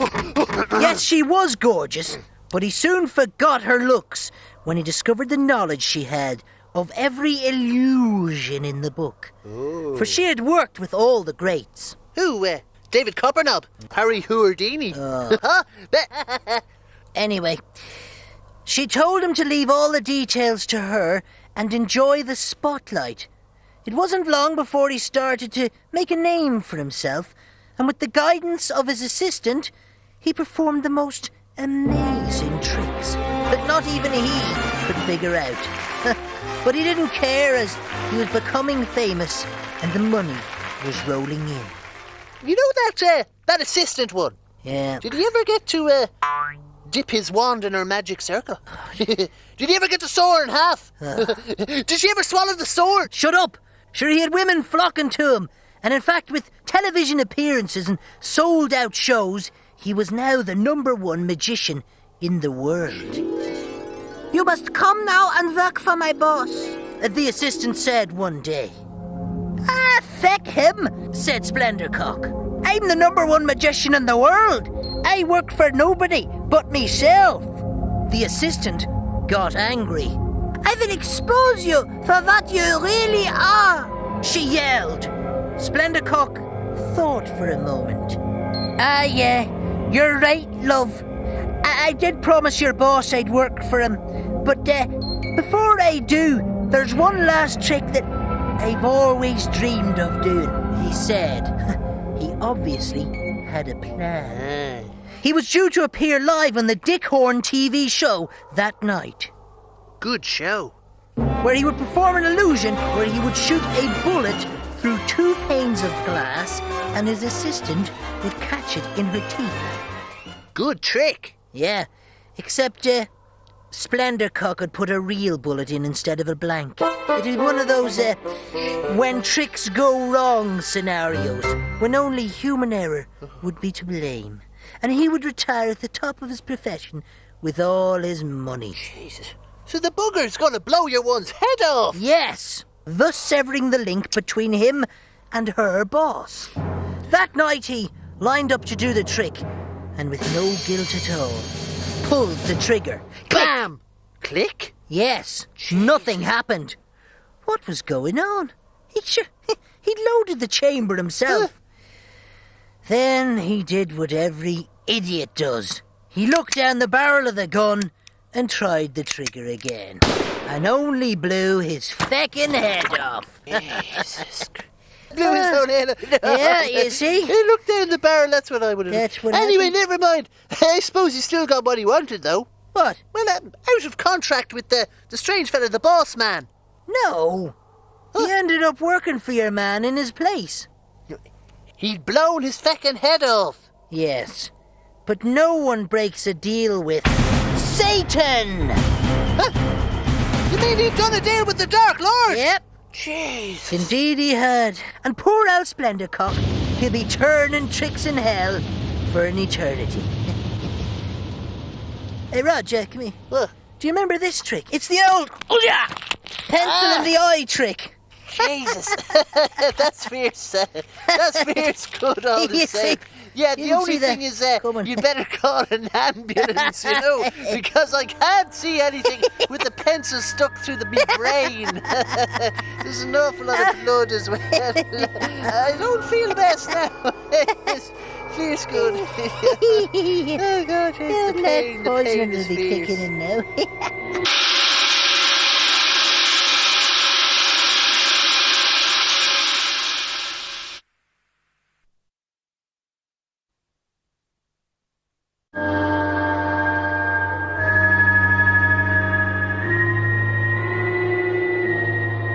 Hello, College of Surgeons, Cadaver Department.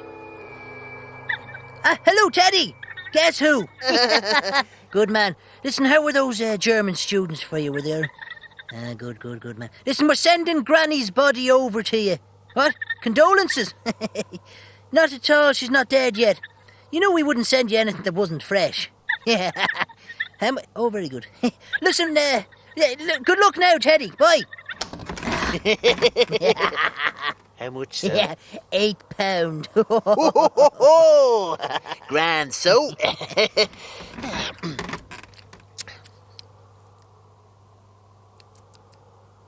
Are you making the tea? No.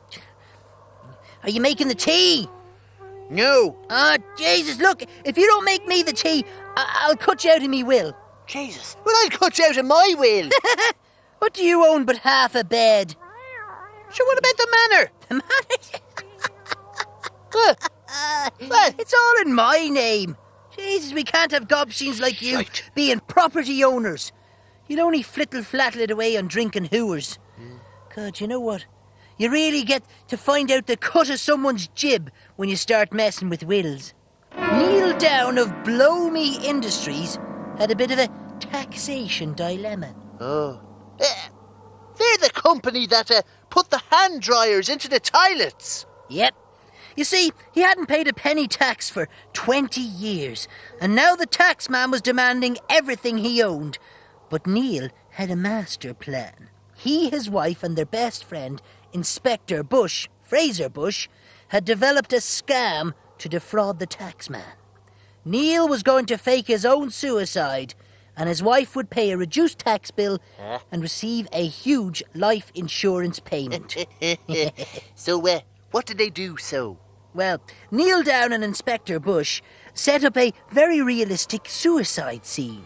Neil lay down in a pool of blood and placed his gun near his head. They also bought some special effects, bullet wounds and things like that.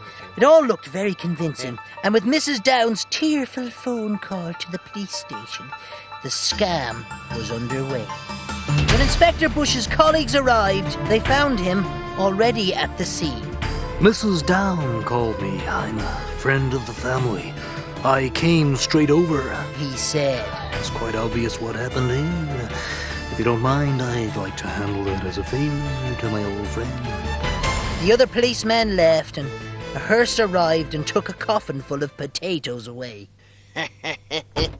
Right, so what was next for our scamsters, so? Well, as Inspector Bush and Mrs. Down were shedding fake tears as a box of spuds was being buried, Neil Down was on a plane to Rio for part 2 of the plan. Oh, I know why he went to Rio. He went to Rio to marry a lady man. Huh? You know those fellas who are in gender limbo, neither here nor there, but you don't mind all the same. He literally... You finished? Right, sorry. He was literally carving a new identity for himself as he lay down on the surgeon's table and underwent the knife for a complete facial transformation. And another 5 inches while you're at it, Doctor. Anyway, it was a slow, expensive process. Took 6 months for the horrific scarring to heal and for his modified larynx to work properly. Oh, so he had a brand new face and a brand new voice. Yep. The next stage of the plan was for the new man to return home, have a whirlwind romance with his wife, remarry, and share the spoils of the insurance money with her and his pal, Inspector Bush. Good scam all the same. Oh, was it really? What the feck would you know? He rang his wife. I'm back home, love. Meet me at Enrico's, he said. How will I recognize you? She asked. Don't worry. I'll be the tall, dark, handsome one that you'll fall in love with all over again. They laughed together. Down at Enrico's, he spotted his wife sitting at their old table. Oh, hello, Mrs. Down, he said. And with that, cops surrounded him. What? That's the man who murdered my husband, she shouted. Don't worry, love. We'll take him downtown and check his prints against the murder weapon. Murder? What the feck is going on? While Mr. Down was away for the 6 months, Mrs. Down and her lover, Inspector Bush, had suggested to the authorities that perhaps Mr. Down had been murdered. Inspector Bush had been put in charge of the task force and planted evidence to suggest that Mr. and Mrs. Down were being blackmailed. And when they didn't pay up, Mr. Down was murdered and the scene was rigged by the murderer to look like suicide. Yeah. And of course, when the fingerprints on the gun matched the new look Mr. Down's, the case was solved. You see, he should have invested in new fingerprints instead of that extra 5 inches. Yeah, anyway. Right, well, I'm off for a bit of kip, so don't annoy me. Are you making the tea? No. Are you making the tea? No. Are you making the tea? No. Are you making the tea? Are you making the tea? No. Are you making the tea? No. Are you making the tea? No. Are you making the tea? No. Are you making the tea? Look, are you making the tea?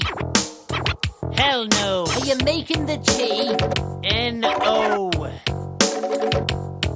Are you making the tea? No. Are you making the tea? No.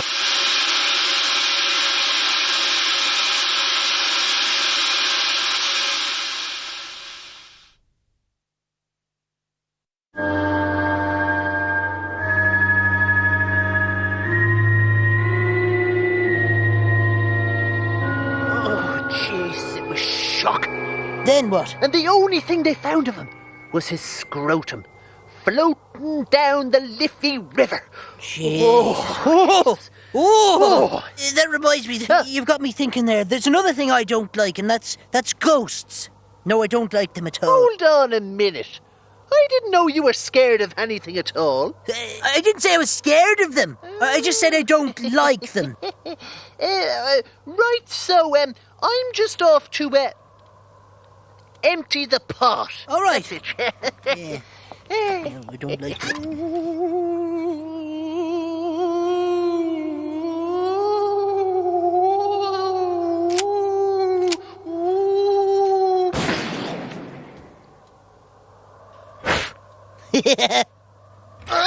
Oh, Jesus! What? Some bastard shot me! Oh, really? Oh, they must have thought you were a ghost or something.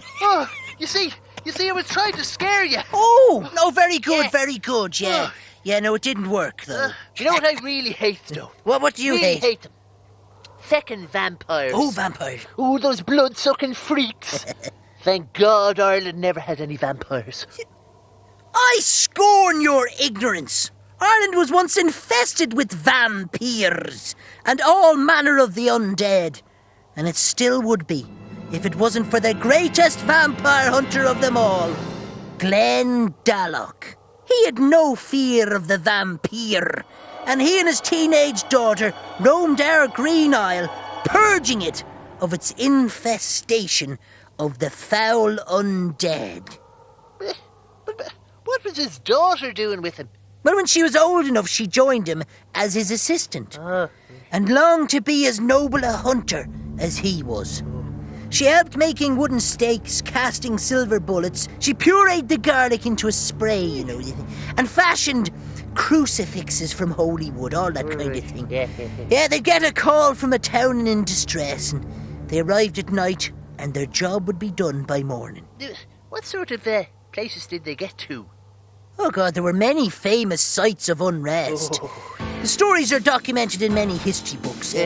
From the vampire fireman of Brownlogg's Pass to the beastly boy band of Titstown. From the old folks with fangs from Ballybollock to the killer sheep of Gobbler's Knob. Killer sheep, did you say? Oh, yeah. Glenn Dalloch and his daughter were vampire-killing machines. But that wasn't until they arrived in the town of Bedwetton for what seemed like another routine slaying.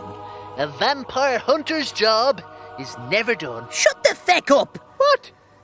God. Bastard. Anyway, Glenn was packing his bag with all the tools of his trade for a night of culling when his daughter came in. Father, I was wondering if you wouldn't mind hunting alone tonight, as the vicar's son has asked me to accompany him on a walk, she said. Glenn was delighted. He'd always felt that his daughter had seen too much killing and might become desensitized to relationships, as he had since his wife had passed on. So off he went into the darkness alone, and when he arrived back in the early hours, he found his daughter cowering in the corner.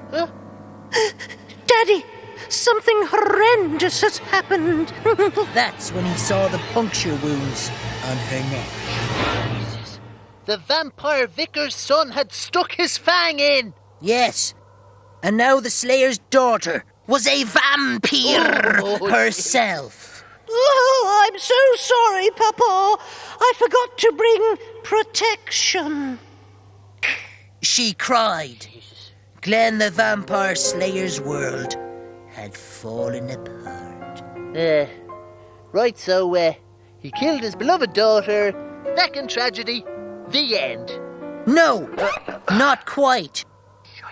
For there was another solution to their problem, and that was to kill the original vampire that had started the plague. Look, if the place was infested with the undead bloodsuckers, then how would he ever find the original vampire? He knew exactly where to look, for it was he. Who? He. He who? He. Oh, he. Yes, Glenn Dallock, the legendary vampire hunter, was also in fact the kingpin vampire. You see, when he was younger, he came to Ireland and went on a blood-sucking spree, creating undead all over the country. But one night, he met a mortal, and love changed his evil ways. They had a daughter, but his wife passed away prematurely, and then he became the vampire hunter to rid this country of his creations. And now what he had to do was slay himself. For when you kill the original of the species, the vampire curse is lifted from the bloodline. So he lay down with a tear in his eye, helped his daughter force a stake through his own heart, ridding our country of the curse of the vampire once and for all. Yeah. Just something now. If we're supposed to be rid of the curse of the vampires, then how come your one Enya is still making records? Jeez, you've got me there, I don't know. Oh, come here. What? There's another thing that really gets the shits up me. A burst colon. No, werewolves. Oh, you don't like werewolves, do you? God, I hate them. Oh, right. I do you know really what? hate werewolves. I have to go out for a second. What? Yeah, I have to hoover the dog. I have to hoover the dog. Right. I'll be back now in a minute. Right. Right, so, see you later.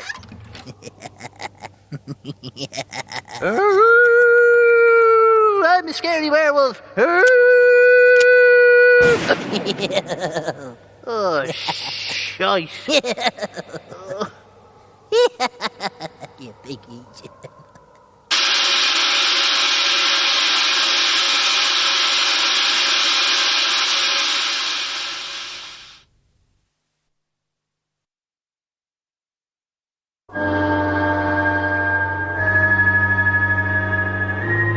Right, so that's me. Sadie's waiting for me outside in the car. Well, I better go. You have a great week, so. Oh, I will. Have you clean underwear? Huh? So why would I need underwear? So I'm going for a week of unbridled lust with Sadie. Good man. The pain. Huh? Oh, jeez, that's all the pain. Yikes. Oh. What's wrong with you? Oh, jeez, it's just me old ticker. What's wrong with your heart? The Dr. Flaccid said it could back in at any time, and I didn't want to tell you in case you wouldn't go on your trip.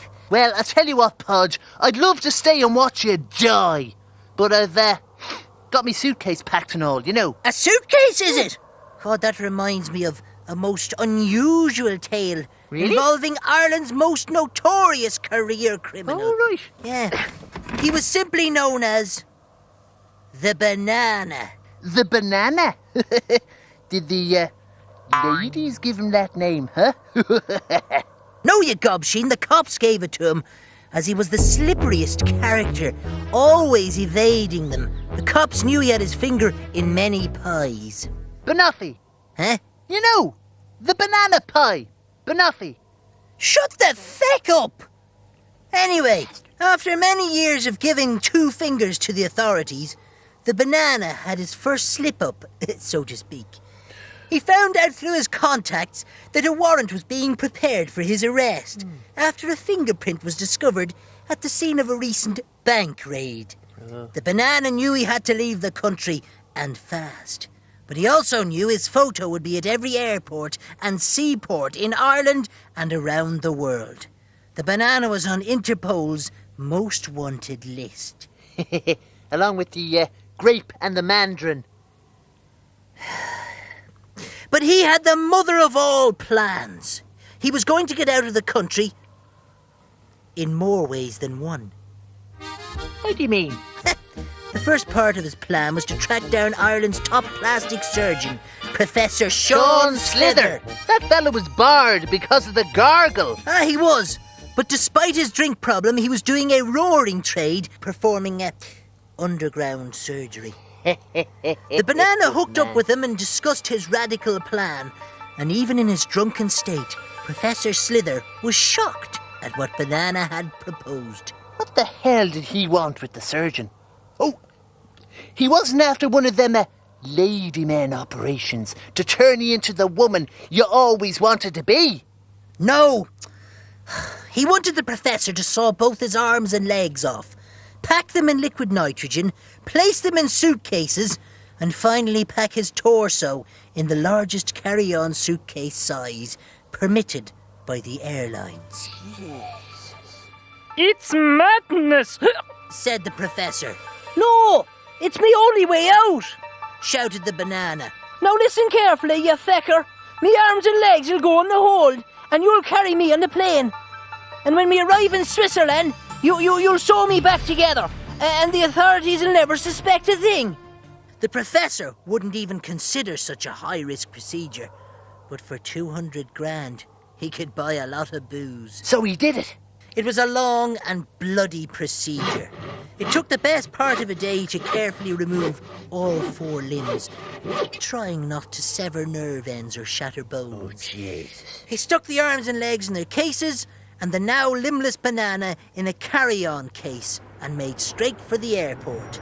It all went extremely smoothly until he was stopped by security. Oh, shite. We'd like to see the contents of your case, sir, said the security guard. Oh, Jesus. The jig was up. Not quite, Rodge.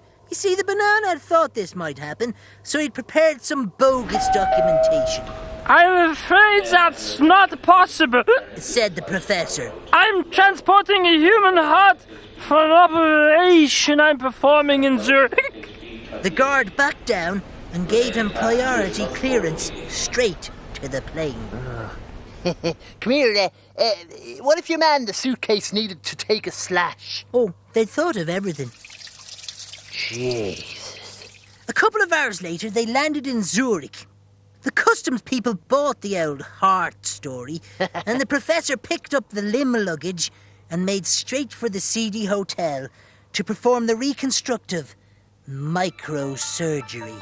The banana was delighted to get out of his claustrophobic prison. The professor prepped him for surgery, and it was now or never, as the limbs would have thawed out. The professor opened the bags, and to his utter horror, found that they contained nothing but clothes. He picked up the wrong shagging cases. He got straight onto the bellboy. Get up here fast! Oh, he must have wanted him to run out to the airport to collect the cases. No, the bellboy wouldn't be doing much running with his arms and legs missing. Jesus.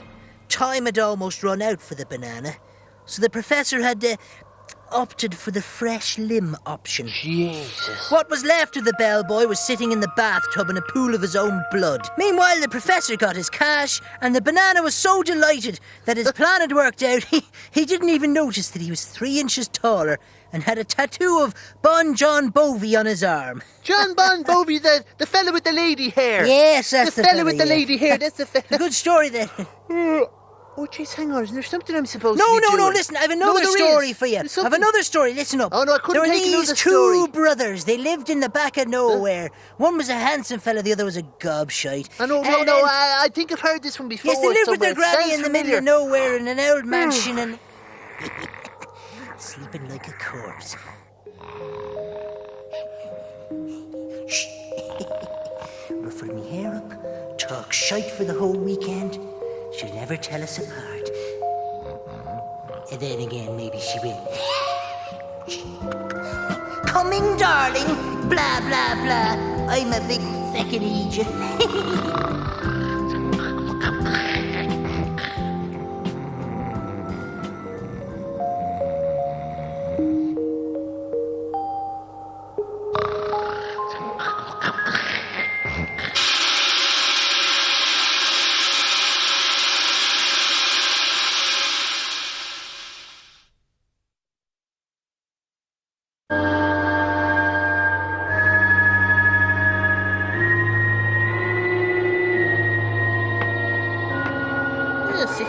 65, 70, 81, 82, 83, and we're at the top of the stairs. Oh, dirty cat, jeez. Get off. Now, how's it going, Bollocks? Tell you what, I think I'm in with Drina from the mobile library. Oh, Jesus. Yeah, we're going to step out on a date. You do know how what it goes. You do know what they call her. Yeah, a librarian. No, you feckless gimp. Drina the Drainer. 'Cause she's only after your money. Money? Well, I don't have any money. Well, then she's after my money. What money have you got? Me inheritance. Inheritance. What? Inheritance? Oh, yeah. You mean Mummy and Daddy are dead? Yeah, 15 years ago. I didn't want to distress you. Oh, thanks. I was wondering why the bastards never called round. How did they die? You had one of your sleep slaughter attacks and killed them. Oh, right. Anyway, as far as I'm concerned, Drina can drain me anytime. It's you and your one-way infatuations. They'll get you nowhere, you know, like poor Pat McShaft. He worked in his parents' tea shop, the Friendly Bun, which was frequented by the local students from a nearby medical college. He was a simple enough idiot, painfully shy but with a good heart. But the poor fellow was infatuated with a girl who was way out of his league. Her name was Clodagh Svelte, a final year student and the prettiest and most intelligent girl in the entire school. You know what they say, Podge. Every yin has its yang. What the feck does that mean? I don't know, it just sort of sounded good. Despite her beauty and smarts, she was a manipulative bitch. Oh, Pat, I'm so hot. Do you think you could open the window a little for me? She'd say. And as he opened the window for her, she accidentally on purpose poured scalding tea down the front of his trousers. Oh, Jesus. A hot toddy. But despite the little bits of abuse, he would do anything for her. Gobsheen. Surely, though, if she was such a hot catch, she'd be stepping out with a fella, you know. Oh, she was. He was another student and college hunk, Steve Frontal. Into GAA and the like. He only encouraged the slagging of poor Pat. Jesus, Pat, every time we're shagging, she calls out your name. He'd say, and they'd all break their shite laughing at Pat's expense. The poor, pathetic Gobsheen. Yeah, a bit like yourself. Anyway, the finals were fast approaching, and Pat hadn't seen much of the students. But one day, Clodagh arrived in, looking more beautiful than ever. She ordered a coffee and then burst into tears. Pat ran over to see if she was okay. Oh, Pat, I've broken up with Steve. It's all over. I know I've been so cruel to you over the years. But it was just peer pressure. She cried. It's you I really love. He couldn't believe it. Jesus. All his dreams had come true. Meet me in the gym tonight. She told him as she ran out the door. Jesus. That night he arrived into a darkened gym. Yeah? Oh, I'm completely naked, Pat. I want you so bad. Said Clodagh. Take off your clothes and join me in a naked embrace, darling. She purred. And just as Pat was pulling his knickers off, the lights blasted on. As Clodagh, her boyfriend Steve Frontal, and their gang fell about in convulsions of laughter. Pat ran off in tears. The ultimate humiliation. Poor bastard. But, Podge, What? I did see it coming. Oh, you did you? Anyway, the next morning, Clodagh was doing her final exam. The examiner spoke. All right, everyone. This is your anatomy exam, which will pass or fail you. It's the accumulation of 8 years of so-called study. Please begin the operations on the cadavers. As the examiner pulled back the shroud of one of the bodies, a number of Clodagh's friends fainted. What? It was Pat from the coffee shop's fresh corpse. Jesus. He had committed suicide. But the callous bitch wasn't even fazed. She wasn't going to let this gullible idiot ruin her career, so she turned back to another of the examining tables, completely focused, only to be confronted by the totally mutilated body of her boyfriend, Steve. What? Yep. Pat had snapped, slaughtered her boyfriend before carving his own heart out. That was too much for Clodagh, and she reeled back on the slippery floor and cracked her head on the slab behind. Shocking. Hey, come here, so. What? Fancy a monkey tongue sandwich, do you? Oh, très exotique, my friend. And a packet of cheese and onion on the side. Oh, absolutely on the silver salver for you, I can tell you. Ah, you're a good man, you're a good man. Yeah. Now, let's see.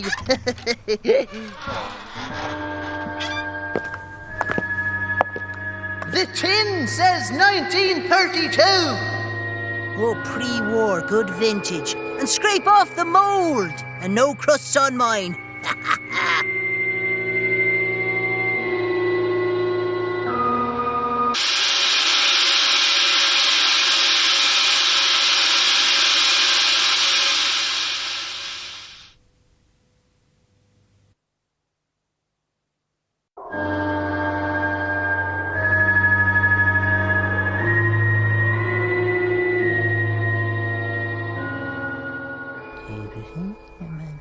Right, okay. Right. Hello, I'm Rodge. A big feckin' idiot, that's what I am. Oh no, I'm Rodge. Is this thing finished, this body outline thing? Grand. Crime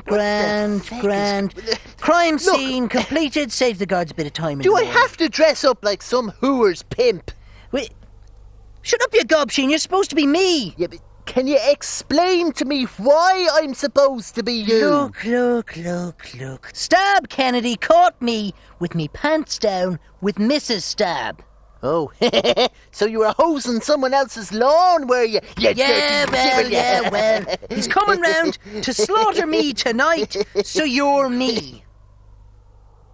That's hardly fair now. Look, you owe me, and I'm calling in the favour. How do I owe you? I gave you me black pudding this morning, didn't I? Jesus, payback's a bitch. Is there no other way out of this? Well, you could run away with a freak show. Right enough. Looking like this, I'd fit in. Ha. The freak show is some people's only refuge, you know. Lonely people. People who society have shunned. Just because they're a bit, well, freaky, you know. Like what? Well, the Busby and McMahon Travelling Theatre of the Grotesque was home of Ireland's A-list freaks.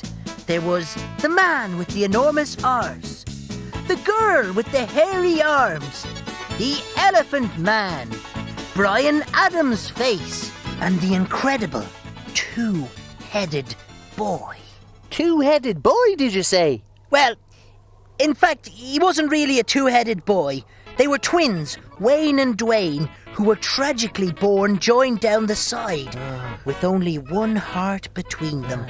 God, they were hardly boys anymore, though, as they'd been travelling all their lives in the freak show, displayed for people's curiosity. Sure, I suppose. What else could a two-headed boy do? You're right. But they still had their dreams, you know. Wayne wanted to be a pilot, and Dwayne wanted to be a doctor. And when they weren't on the show, they both studied to better themselves. And despite their affliction, there was only one thing that really got them down. The town of Cock Norris. Sure, listen. A town with no chipper is a town with no soul. Shut up, you feckless rogue. It was in the town of Cock Norris that three little bastards lived. Morris McGinty, Loppy Kiernan, and Eddie Hole. And every year, when the freak show arrived, they would go down with only one thing on their mind: to take the almighty piss out of the two-headed boy and make the freak's life a misery. Look at the pair of headbangers. Headbangers! They'd shout. 2 arses are better than one. Oh, 2 arses! 2 arses. They'd taunt. The little bullies thought they were hilarious. What? 2 arses are better than one. Very troll. Shut up, you arseache. You see, being part of a freak show, you'd expect a bit of slagging. But this was a tirade of abuse. For 8 years, these 3 gobsheens had religiously terrorised the twins. And even with the greatest of willpower, their one heart was beginning to break. The following year, the show arrived as usual, and Morris, Loppy and Eddie were looking forward to a good week at Taunton. They were met by Mr. Busby, one of the owners. Get the feck out of our way! We're here to see the abomination that should have been thrown back! Eddie shouted. Yous won't be seeing them, lads. They hung each other this morning. But, I'll tell yous what. Since yous are such good customers over the years, I'll bring yous in and show yous the body. Did they go with them? Of course they did. They couldn't resist one last poke at the freak. There was the body, laid out backstage. The 3 nervously went up for a closer look. And that's when Wayne and Dwayne pounced on them. Jesus! We have yous now! Said the twins. Was it a trick? Yeah. For revenge? Oh, it was much more than that. Tell us. Tell us. Mr. Busby stepped on the stage the next evening. Ladies and gentlemen, the Busby and McMahon Travelling Theatre of the Grotesque present to you the most astounding medical oddity you will ever see. Let me present to you the 3-headed boy. Jesus, the 3 Egypts. You see, all that medical studying had paid off for Dwayne. He managed to stitch the boys crudely together, but only after first removing some limbs and one vital organ. A heart? Yep. Wayne and Dwayne were now only twins in mind, no longer twins in body. Each now free to follow their own hearts. There you are. Jesus! Who the feck is that? Oh, that'll be Stab Kennedy to kill you. Oh, jeez. Oh, hello, Stab, this is Rodge, yes. Oh, it's shocking there, Podge, doing that with your wife and all that. The voice you're hearing is Rodge. Yes, kill him, the other fella. Yeah, I'll keep... Oh, God. I suppose that'll be it over now. Turn the lights. Well, I'll miss him. He was an ignorant bollocks, but me brother nonetheless. I think... Oh, good man. You dispatched with Stab. Very good. Fair play to you. Make the call. Right so. The call. Hello, colostomy meats. Podge here from the manor. Yeah, we have a carcass for collection. Yeah. £15 is yours. 3 a.m. Yeah, we'll be waiting. Good man there, Rodge, if you're in there. Can you hear me, Rodge?